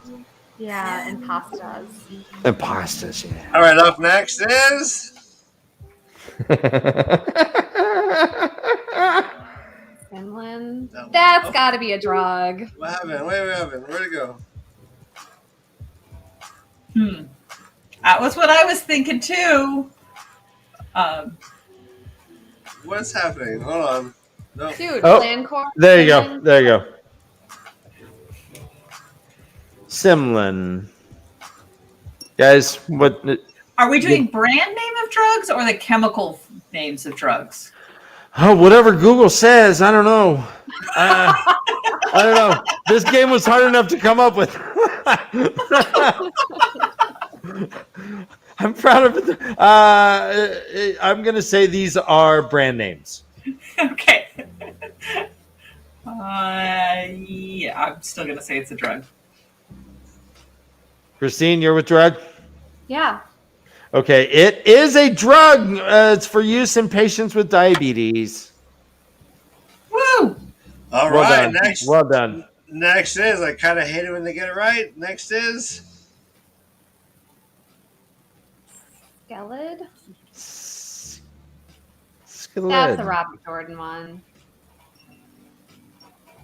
That's what I want to say as well. That is Robert Jordan. But now, you know what? No, I'm just going to disagree so that we increase our chances of one of us being right. I'm going to say that's an Italian villa. They don't really use the letter K much. That's true. They don't. Yeah.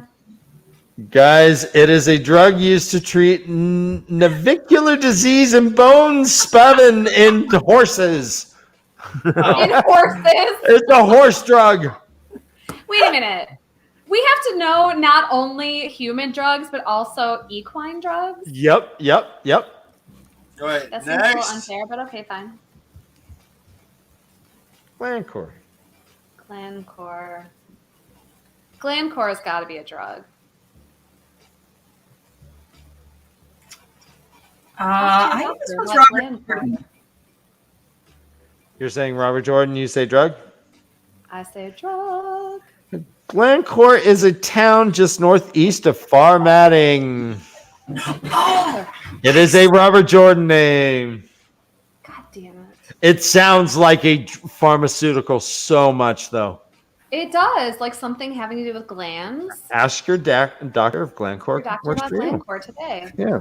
Possible side effects include loss But of it knowledge. lives in the medicine.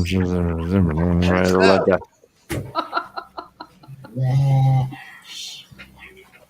Zernia. I'm going with Italian town. my dogs are trying to add their thoughts in. What is happening? What is that sound? What is that sound? what just happened? Holy moly! What just happened? To be invaded by aliens? Did your dog talk? Right now. Hey, give me some fucking kibble now! Apparently, they want some Izarina, which I'm going to go with. It's a drug name. Your dog sounded like a golem right there. All right, what's up with this? Icernia. It is an Italian town name. Yes, I knew it. Isernia. Isania. Icernia. All right, we continue on. Let's go on. Ryan, do we have music at all? I thought we did. Okay. Where is it? Okay, there it is. Thanks, buddy. Oh, you're good. Lunal. I'm thinking that puts you to sleep. That's got to be a drug. Drug. Lunal. Gaigan Lunal is Captain General for the Shanchin and Altura. Oh my god. It's a last name. Gaigan's last name? This game is hard, guys. You guys are doing great. Hard. All Are right. we? Hey, this is an easy one. Guys, trust me, this is a super easy one. Uh-huh. Ablavar? Oh, it's so obvious. Yeah. So Yeah, obvious. Robert And- Jordan name. What I'd like you to do is say, I mean, just for shits and giggles, if you say Robert Jordan name, say where, who. Make up their backstory or make up where they're from. Make it up? Yep. If you don't know. Joran Ablavar is a minor noble from Tyr who gets Perfect. his nose chopped off in an unfortunate dueling accident. Yes! Fucking A. Perfect. You got Tyrion. Mickey? I can't beat that. What? You know, that's clearly who that is. I mean, It's But I mean, clearly- is that a name though, or what? oh yeah. I'm going with that. That's a Robert Jordan name. Oh, okay. It is a drug that acts as a God blood damn it. pool agent by binding to human serum albumin. Albumin. Clearly, I mean, how did we miss that? Right. We're dumb. Right name. Christ. All right, everyone knows about this.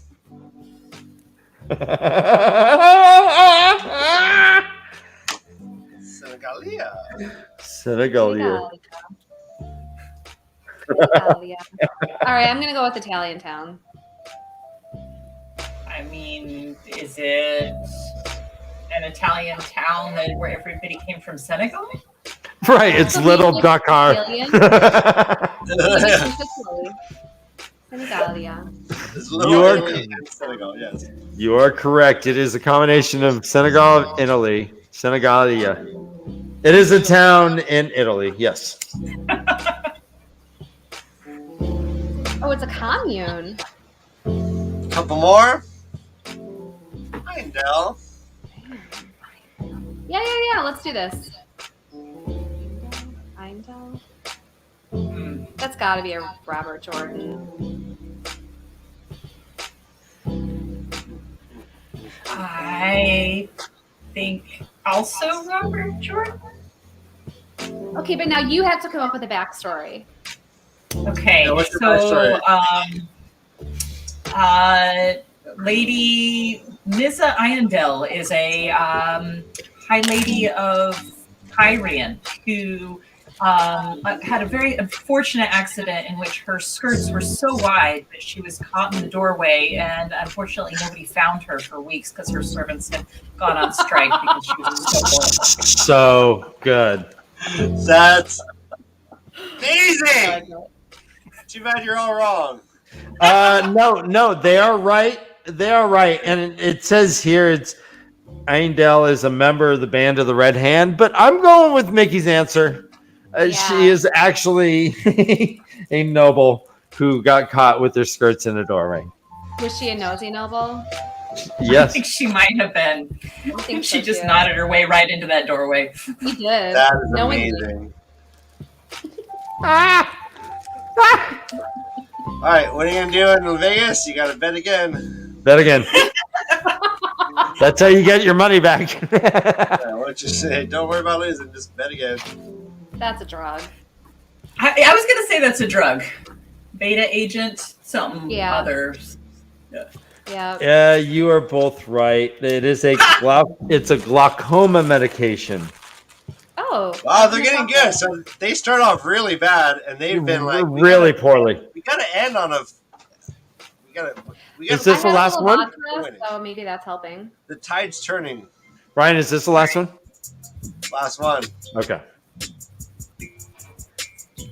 Oh God, that's got to be Robert Jordan. Maybe, or it's like a high-end dessert now with like See ya. Acai berry. yeah, exactly. Like a Jell-O Jello made mold? with those. Mhm. Like an acai berry aspic. I think this is like Yes. this is a drug in like some cyberpunk novel. I bet it's probably like a Shara wayside village or something. Aussie Joe. I don't know. Maybe. Yeah, I don't know. Maybe it is a drug. I'm going to go with drug just because if I get it wrong, then I will make you all happy by ending on that low note for you. What does this drug do, Mickey? Well, it's an ACE inhibitor that is in a jelly form, and so that you can apply it liberally in order to reduce. I'm running out of steam here. I don't know. No, you I take really in like to try shots. liberally. Not It's a gel that you conservatively. take in shots, right? To help coagulate your blood if you are a hemophiliac, There you go. right? It All right, is. that was Pharmaceutical One Name or Italian Town. What was the last one? It is a prescription medicine. It is used to to help restore and maintain the natural acid balance of the vagina. It was a good thing I ran out of steam. I could have got there. So you were so close. You were so close. So we know that there are acids and bases. So You were right about the application part. I guess so. When you said you apply liberally, I'm like, oh, man. Why don't they ever talk about the base level of the vagina? Why is it always the acid level of the vagina? You don't have a vagina, so you don't know. Because Did we not learn anything from the I Wheel have of a Time? hand It's always vagina, about is what I balance, right? It's always about balance. Yes, yes. All right, Wow. hashtag handgina. Yeah, the hashtag balance. All right. That was good. That was amazing. I feel like we slayed it. Way to go, Miki. Yes, we did, including the dogs. Thank you, Eddie. That was a wonderful contribution. Hey guys, let's talk about this. Yay! Oh, yeah. What you feeling? What is that, Ryan? Well, why are you asking me? We have several people who can speak to this. But yeah, What You Feeling is the newest venture of the Way of the Leaf. We're going to be premiering a monthly mental health examination of the Wheel of Time. We're going to talk about all the emotional aspects of the series related to our current lives, and we are hoping that you enjoy. And Dan, is it appropriate? Do we talk about feelings in this show? No. In this show? No, never. No. Do we talk about Not first-time once. management? No. No. That one time when Nynaeve was telling Rand that she couldn't heal Tam, and Rand was like, "But I tried my hardest," and I started crying. Yeah, We didn't talk about that at all. We just skipped right over it. and then you had to like buy a new puppet because of the water damage. Yeah. So What You Feeling is going to be Brother Dan and I. We're gonna unmask ourselves. We're gonna be human faces. We're gonna dip down into our real selves for a bit and try and let you guys know how we really feel about these characters and life in general. And it is going to be headed by a team of experts, which is what we see in front of us. Christine, Miki, and myself. All three of us have ample experience working in the field of mental health on all levels, and we all bring a different perspective to this topic, and we will bring a different perspective to the book as we examine these topics. So we are excited to bring this forward. Dan, does someone have the date in front of us? It's next Thursday. It's this coming Thursday in 4 days. Jesus. In 4 days, we're going to be having our first ever What You Feeling. It's going to be meditative. We will start the show off with a check-in. We're going to see how everyone's feeling, and then we're going to dive into it. We're going to end each show with a guided meditation led by some of our experts.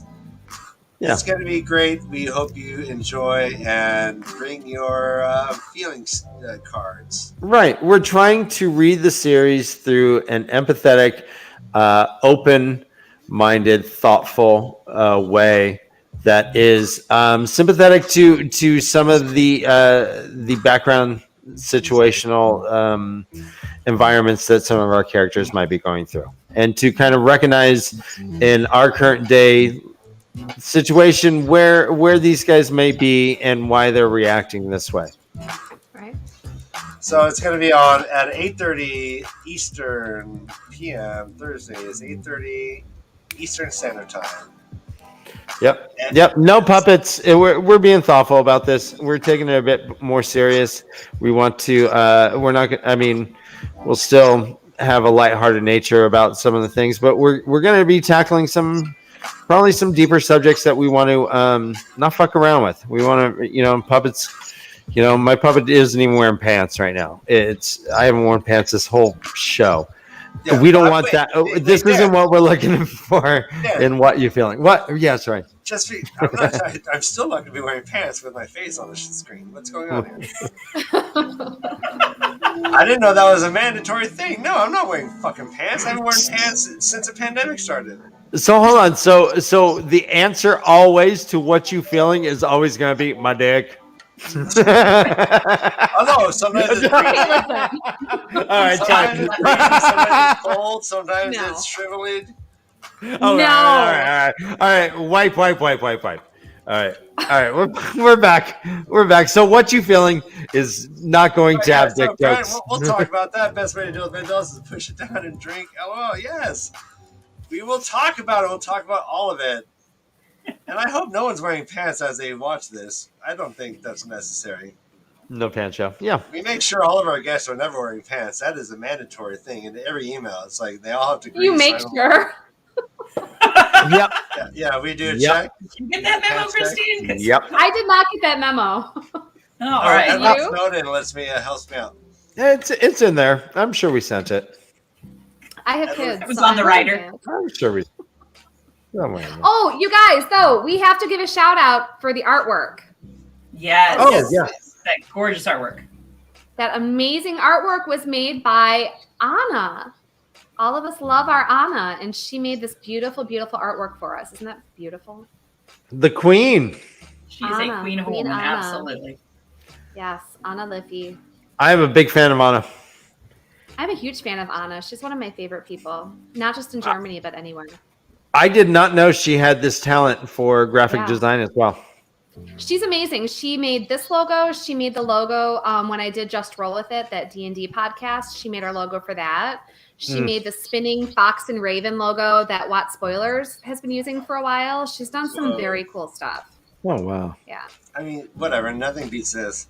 Yeah, that's the best. This makes me want to cry. And they wish they had it. Carpe diem. This is her best one, in my opinion. I love it. And I love the little, the logo, the Aes Sedai, Yep. all of it.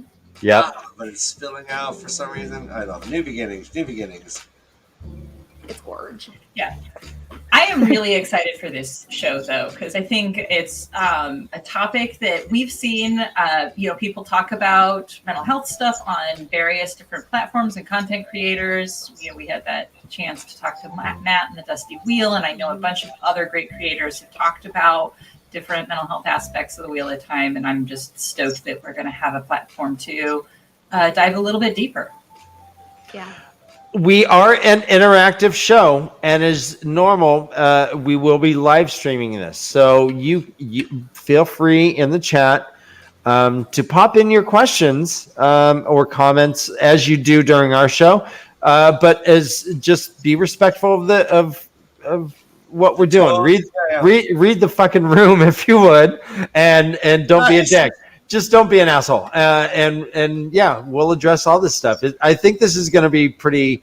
Is this an advice show? It is not. No. It is not. It is more just. The distinction is clear. We will not be taking questions about your personal life. We are not giving out advice. We are not. That is Correct. Not how this show is going to be developed. And no, it is. Yeah, it's booked based. We're talking about these characters. We're not talking about you guys. If you guys garner anything from it, and that helps you in your day-to-day life, that is just a happy accident, because we are really here to just kind of talk to each other about our views of mental health, and we are specifically not giving advice. If you feel like you want help from a puppet, you might want to be talking to a professional. Not one of us, though. Was that rude? I'm kind of like a realist. To me? No. No. But my nose is growing. You see it, right? I'm more like that camp counselor. I'm telling lies. Hey, your dad doesn't love you. Your mom's trying to find a new man. Give her time. Hey, your mom's hot. Go to school, play sports, find a coach. Does your mom ever mention me? Ew. Yeah, we'll definitely get a Morgan on. Morgan's been on Tavern Talk many times, and she's one of our really good friends. Yeah, she is the most empathetic reader and maybe human being I've ever met. So we will get her on. But right now we're still doing our comedy thing. So waka waka waka waka waka. Hey, do we want to do thank you internet, Ryan? Sure. Do we want to jump into that? It's been about 2 hours. Yeah, and then what do we do? Or we'll end with that. So if we got something else to do, let's do that first. We poop. Oh, that's right. We got replace poop with prophecy. Okay, let's do that and then end. All right. No, yeah, we'll save the thank you internet. Yeah. Okay. So,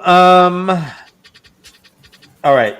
So there is several prophecies that are in the Wheel of Time. What I'm going to do is we're going to play a game called Replace Poop with Prophecy. I'm going to say part of the prophecy, and one word I'm going to replace with the word poop. I need you to replace the word poop with prophecy. Are we ready? So ready. I'm getting a weird echo right now. Yeah. All right. It's better than you think, guys. Here we go. The shadow shall ride across the world and darken every land, even to the smallest poop. And there shall be neither light nor safety. I'll read it once again. Yeah, thank you, Ryan. The shadow shall rise across the world and darken every land, even to the smallest poop. And there shall be neither light nor safety. Miki, can you replace poop with the prophecy? I want to say smallest corner. Okay. Corner? Okay. Christine? Town? It is corner. Well Are you kidding me? Well done. Smallest poop became smallest corner, and it worked. Shit. You should watch out for those small poops. That can indicate something's wrong. True. You're right. You don't want to poop like a deer. Or a rabbit. Humans don't scat. We poop. Well, some of them do. Here we go. And it goes on. And he who shall be born of the dawn, born of the maiden, according to prophecy, he shall stretch forth his hands to catch the poop. Once again. Thank you, Christian. I try to make it fun. All right, and he who shall be born of the dawn, born of the maiden, according to prophecy, he shall stretch forth his hands to catch the poop. Christine, can you replace poop with prophecy? I cannot. To catch the fallen. Shall stretch forth his hands to catch the fallen. Okay, Miki. Light? I'm sorry. According to prophecy, he shall stretch forth his hands to catch the shadow. Oh. The opposite of light. All right. Bonus points go to Brent Weber.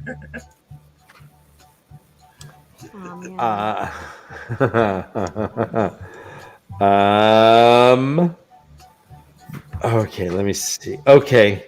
The dragon shall be reborn, and there will be wailing and gnashing of teeth at his poop. I was like, is it going to be gnashing and poop? Nope. I was hoping. No, that's too easy. All right, once again, the dragon shall be reborn, and there will be wailing and gnashing of teeth at his poop. Miki, I believe it's your turn first. At his coming. Okay. That's a very Robert Jordan word. Thank you. Yeah, thank you. Yep, that is. We'll get into Guys, nothing ever arrives. They only come. Want to talk about Tarvalon? No, I'm just just kidding. All right, Christine. Yeah, it's coming. It's coming. The dragon shall be reborn, and there will be wailing and gnashing of teeth at his rebirth. God damn it! Very close. Oh, wait, guys! While we're here, can you show off your shirts, both of you? I don't know if Ryan. Let's get the screen. We got. Oh, look at that! There we go. Oh, and we have the classic tanning and Tanchico shirt. Oh, Anna made that too. Yep. Very cool. We'll do one more here. Let me see.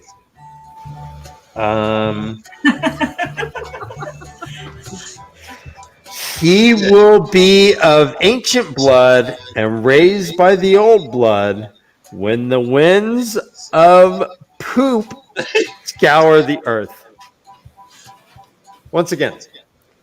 He will be of the ancient blood and raised by the old blood when the winds of poop scour the earth.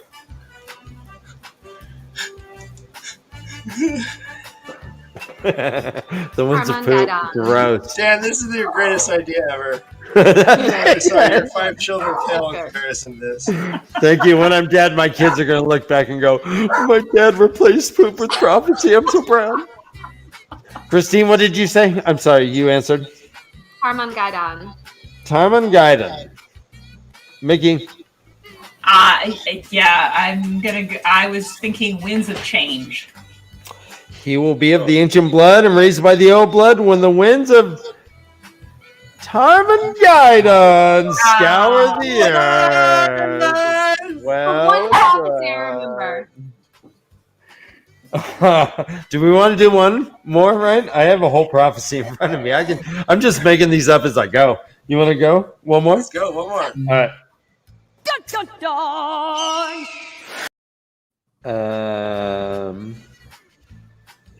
Okay. 5 ride forth and 4 return. Above the watchers over the waves shall he proclaim himself, bannered cross the sky in poop. Once again, Ryan. All right, once again, 5 right forward. What did I do? I love it. No, I just love that you love this because I'm loving it too. I'm just like, yeah, I got a whole prophecy here, baby. Let's go. All right. Poop it up. Poop it up. 5 right forth. I'm about to. Move it up. I'm about to. 5 ride forth and 4 return. Above the watchers over the waves shall he proclaim himself, bannered cross the sky in poop. Miki. Bannered cross the sky in flame. Okay. That's Christine. what I thought it was. I thought flame. You guys are close. Bannered cross the sky in fire. Yeah. All right, we'll do one more. I keep saying one more. Half points. Yeah, I'll give you a half point. Partial. Oh, Iris! We haven't seen you in forever, buddy! It's been a while. It's been a while. Yeah, this is called replace poop with prophecy. All right, one more. Because they're so funny. This one's going to be funny. Into the heart he thrust his sword. Into the heart to hold their hearts. Who draws it out shall follow after. What hand shall grasp that fearful poop? Once again. Into the heart he thrust his sword. Into the heart to hold their hearts. Who draws it out shall follow after. What hand shall grasp that fearful poop? Sword? I was going to say blade. Blade. Yeah, you're Blade. I should have done what hand can poop that fearful blade. I should have done that. Yeah. Dang it. That would have been good. Yeah, many blades, many blades. Because he held the poop earlier. I'm thinking he's really going to have to wash his hands after this. Oh, I right. hope so. All right, one more. All right, quote. He shall. All right, I could say he shall poop, but he shall slay his people with the sword of peace and destroy them with the poop. Once again, he shall slay his people with the sword of peace and destroy them with the poop. Is it truth? Right then with I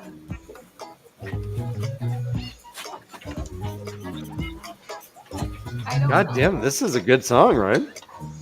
Yeah, I didn't write it. I like the little whistle in there. It feels like TikTok music. Should I be taking my clothes off? What are those the TikToks you watch, Ryan?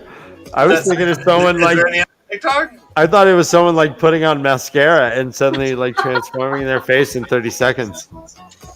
That's what the ones you watched, Dan? That's the ones I watch, yeah. Good, thanks. Good to know. We've learned a lot about the puppets. Too much. Algorithms, baby. All right. Shall I Did read they it guess? once more? Yes. No, I really don't know. I have no clue. And I No said clue? truth.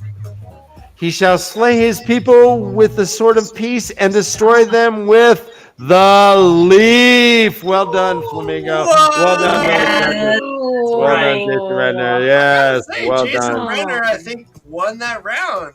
Dan, Jason Renner is the so. replaced Poop with Prophecy champion right now. All right, dude. I can go on. I mean, I have a whole prophecy here. No, we All got. right. Let's get Floaty return. Let's do it. All right, let's do segment of Floaty one more and then let's then say goodbye. Yes. Yeah, I don't like to brag. I don't mean to gloat. You bring in Way of the Float. Dan, start over. That's horrifying. Hey, guys, it's our friend Floaty. Let's bring him in, and hopefully he's got his audio issues dialed in. Oh my God, Dan! What am I going to do? Floaty. Can y'all hear me now? Oh, now we do. Dan. Well done. It's my phone.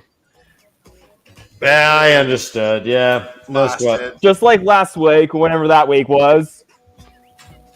All right, time to float. Give it to us, buddy. What? We got a tight 10.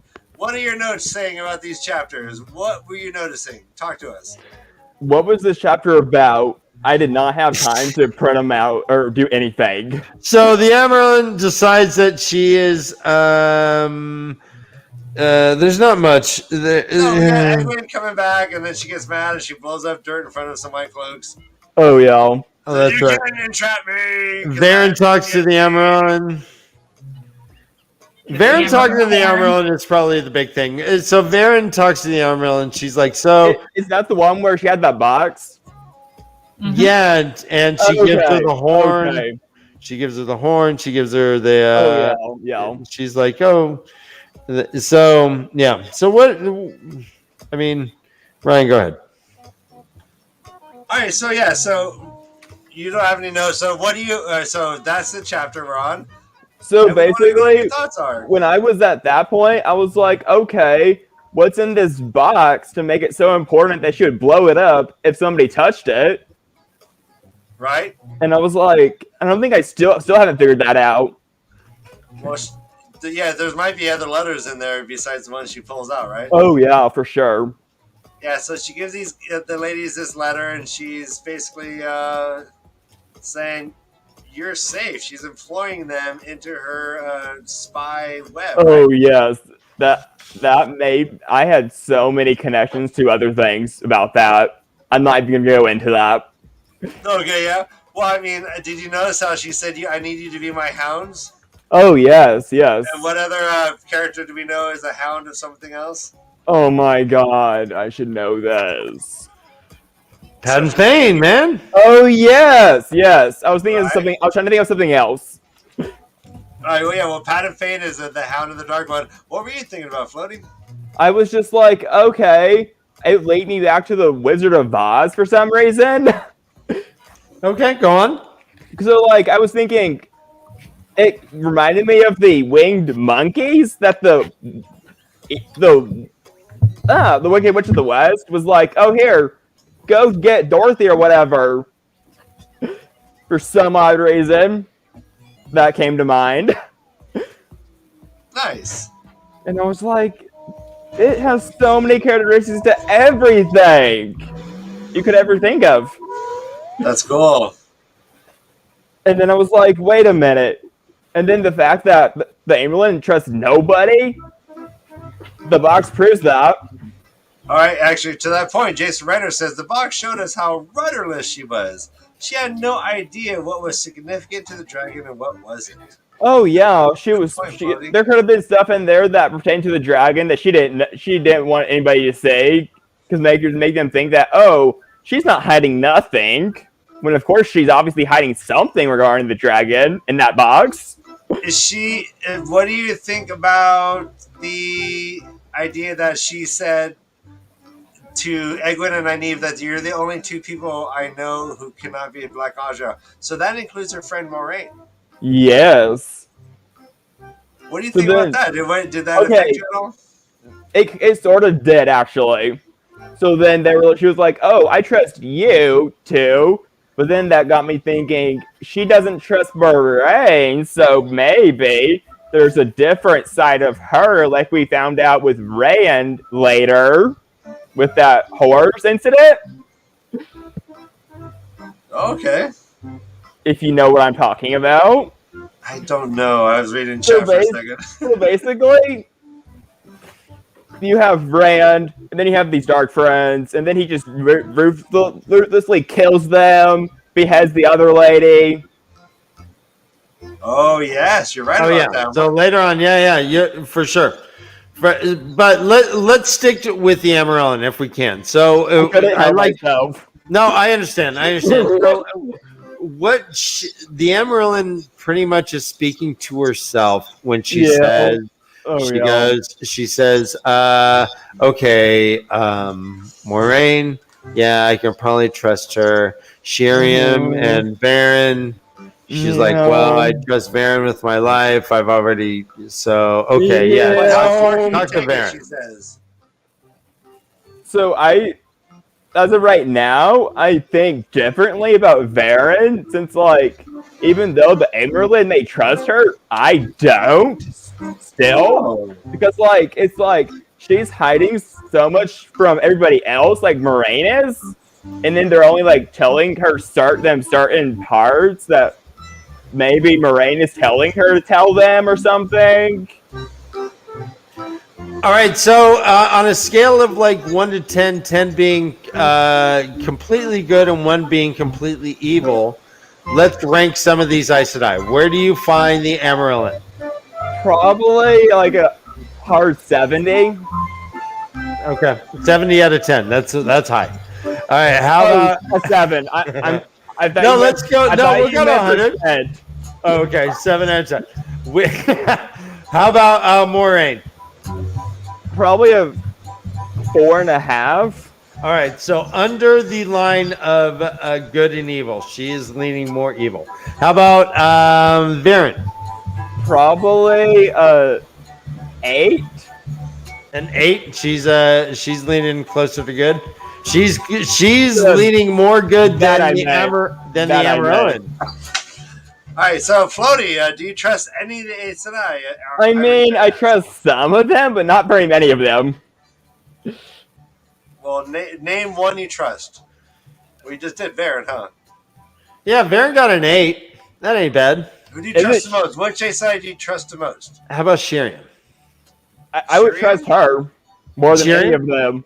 Okay. Shiriam Sedai, the mistress of the novices. You trust her the most? For sure. As of right now, that may change. Okay. Awesome. Yeah. I love how nimble you are. I like that. Yeah. So Shiriam, Varen, and the Amaryllis in that order, and then Moiraine. Where do you place Leanne? She's the keeper of the Chronicles, or the keeper? She's the right hand man to the Amaryllis, but every time she talks, Like I the girl would. kicks her out. I'm thinking 10 meaning good or bad. 10 Remind- meaning top and 1 meaning evil. Okay, I had this completely backwards. Oh, the whole thing? Yes. Oh, Jesus. I thought 10 meant bad, and I thought 1 meant good for some reason. No, All right, so that is Varen evil. is closer to bad. Yes, like she I probably really thought we saw probably this. a Wow. high 3, 4. Okay. I misunderstood the whole thing. Shiriam is under Probably- Varen. Probably closer to the better side, and I'd probably give her a 8 or 9. Shiriam, Sadai? An 8 or a 9. That's an 8 or 9. And where do you put the Amaryllis? I would probably put her around a 4.5. Okay, so she's That's leaning good, dark. Oh yeah, Oh, dark. Okay. I'm so I can just tell things are gonna go down. Oh, okay. Right on. Awesome. Floaty, I'm sorry we Yeah, don't have more yeah, time with you, man. Yeah, let's remember that for our first time reader show. That's a great way to talk about these. Did they have any questions for me? I just asked that one. Yeah, I think we're good. I mean, so you. Oh, yeah, no, we had Iris Bear asking you, do you trust any of the Ace Sedai Floaty? And I mean- you said, yeah. I trust some of them, but not a ton of them. Maybe I trust 2 or 3 of them, and other than that, I trust no one. All right, last question. What character do you relate to the most? Oh, as of right now, or where I'm at currently? Currently. Oh, that's a hard one. I would have to say I was more with. I would have to say, what's his name? I'm just gonna go with at this moment, make it easier. So as of this chapter, I would have to go with Rand, but currently I would have to go with probably Matt or Perrin, since Rand is going psycho crazy, turning into a murderer for no reason. Oh, no, that's a good point. Yeah, so yeah, let's just tell everyone Floaty's ahead of where we are in our first time. Very ahead. That's a very good answer. Yeah, so at this point in the book, you're into Rand, but then Rand leaves and starts going on some sort of downward spiral. The Vision Quest. Oh yeah. The mass murder Vision Quest. There's no hope for him at all. All right, so Village Mattress asks, what about Elida? The scale thing, you mean? Yes. I would have to say, for her, I would have to say a hard 2. Okay. He's leaning heavy dark. Very dark. And then your Dangerman 905 says, what are your favorite? Oh. Good question, guys. I would have to say either, as of right now, Shiriam being the most humble of all of them. The one who beats the shit out of every ice yeah. that comes in? Gets Okay. onto them. Yeah, she's pretty humble. But I don't know if this is from the chapters, but you remember when the test goes batshit crazy and they think somebody tampered with it? Yes. I'm honestly thinking it was Elida trying to be like, oh, you know too much. We know you have the papers about the Black Aja. I'm trying to kill you, sort of scenario. So how do you think that? So what? She just threw in a evil weave? I didn't think about it that far, but I was like, she must have tampered with it somehow, or tampered with her angel somehow to then transport it into the thing. Yeah, I've thought about how that occurred as well. I was she seems too fishy to not do something like that. Well, and don't some of the Aes Sedai give her the stink eye after? What the fuck? Oh yeah. I think I have another question. Are the ones you distrust, Floaty, serving the shadow, or are they serving the light, but have agendas detrimental to our heroes? That's a great question. Yeah, I would have to say the ones that I do not trust. I'm thinking that they want to work for the light, but then the dark one is pressuring them not to. They he wants them to work for them, but then they don't really like want to, sort of thing. Oh, so the reluctant dark friends? I would think so, as of right now. So Nice.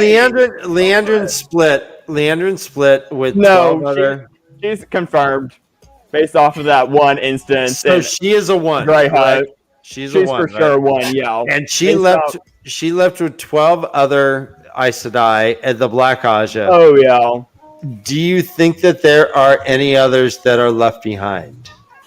Oh yeah, for sure. There has to be some in the White Tower, since they were saying, "Oh, some of them are still lurking in the White Tower and rumors and stuff." And you know how rumors are always true in this series. Oh, are rumors always true? Going with the Black Aja. That's a hot take. So there were 13 that left. Do you think that that was significant? Yes, because then going back to when they say like they needed like 12 or 13 to like gentle somebody or turn them to the shadow or whatever. Yeah. Okay. So that's how I think it's significant, and that they were constantly mentioning that in the thing, and I was like, wait a minute, this is familiar. What? They're mentioning it here, foreshadowing for this? Oh. That they may be trying to look for Rand, turn him to the shadow before he gets that sword and ends all humanity? Yeah. Solid. So Oh, yeah. So Floating- much. Well done reading. You're a good reader, man. I like your Thank your you. insight, and I'm always glad that you're here. We will not have you next week because next week we are doing our season finale of our Watchnary. Gotcha. But we will have you on the following week.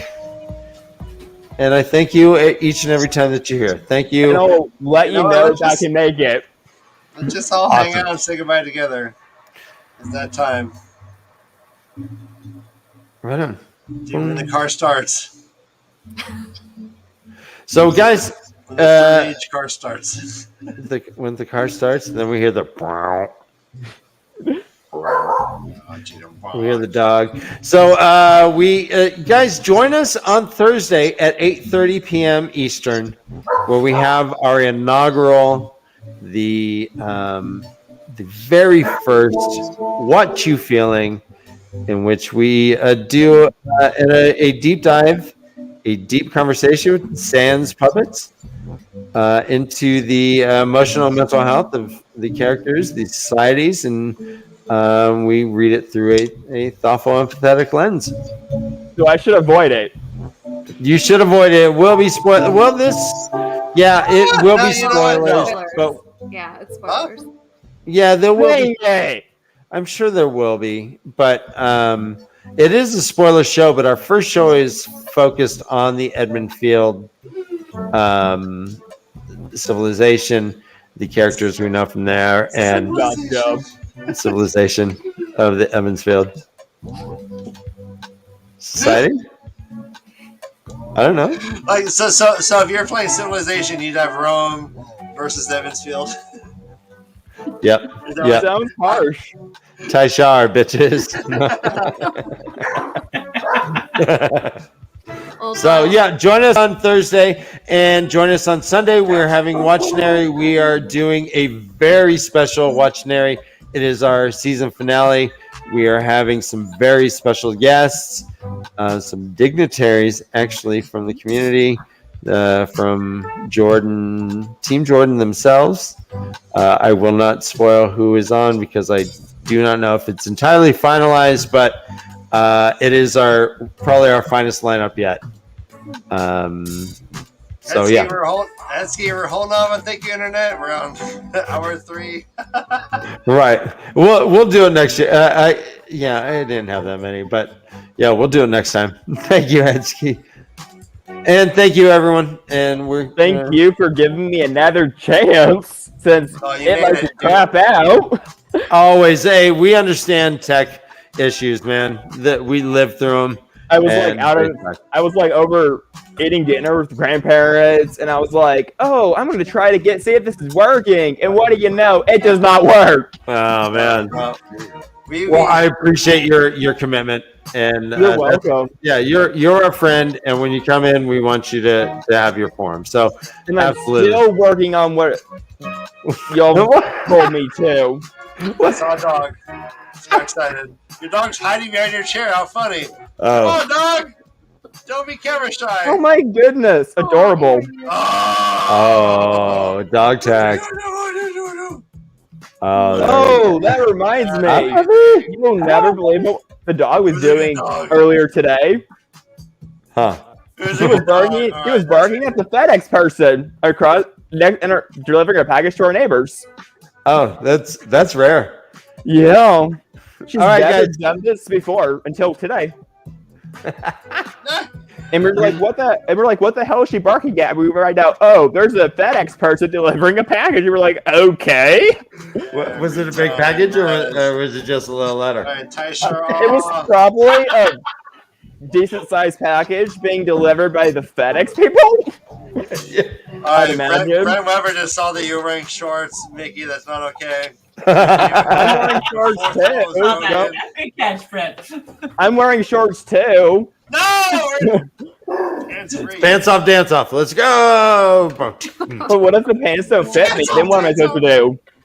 All right, guys. I love All right, you. we love you. I'm proud of you. And we'll Good see night, you on everybody. Thursday. We'll see you Bye, guys. Thanks, guys. soon. Bye. Bye. Good job.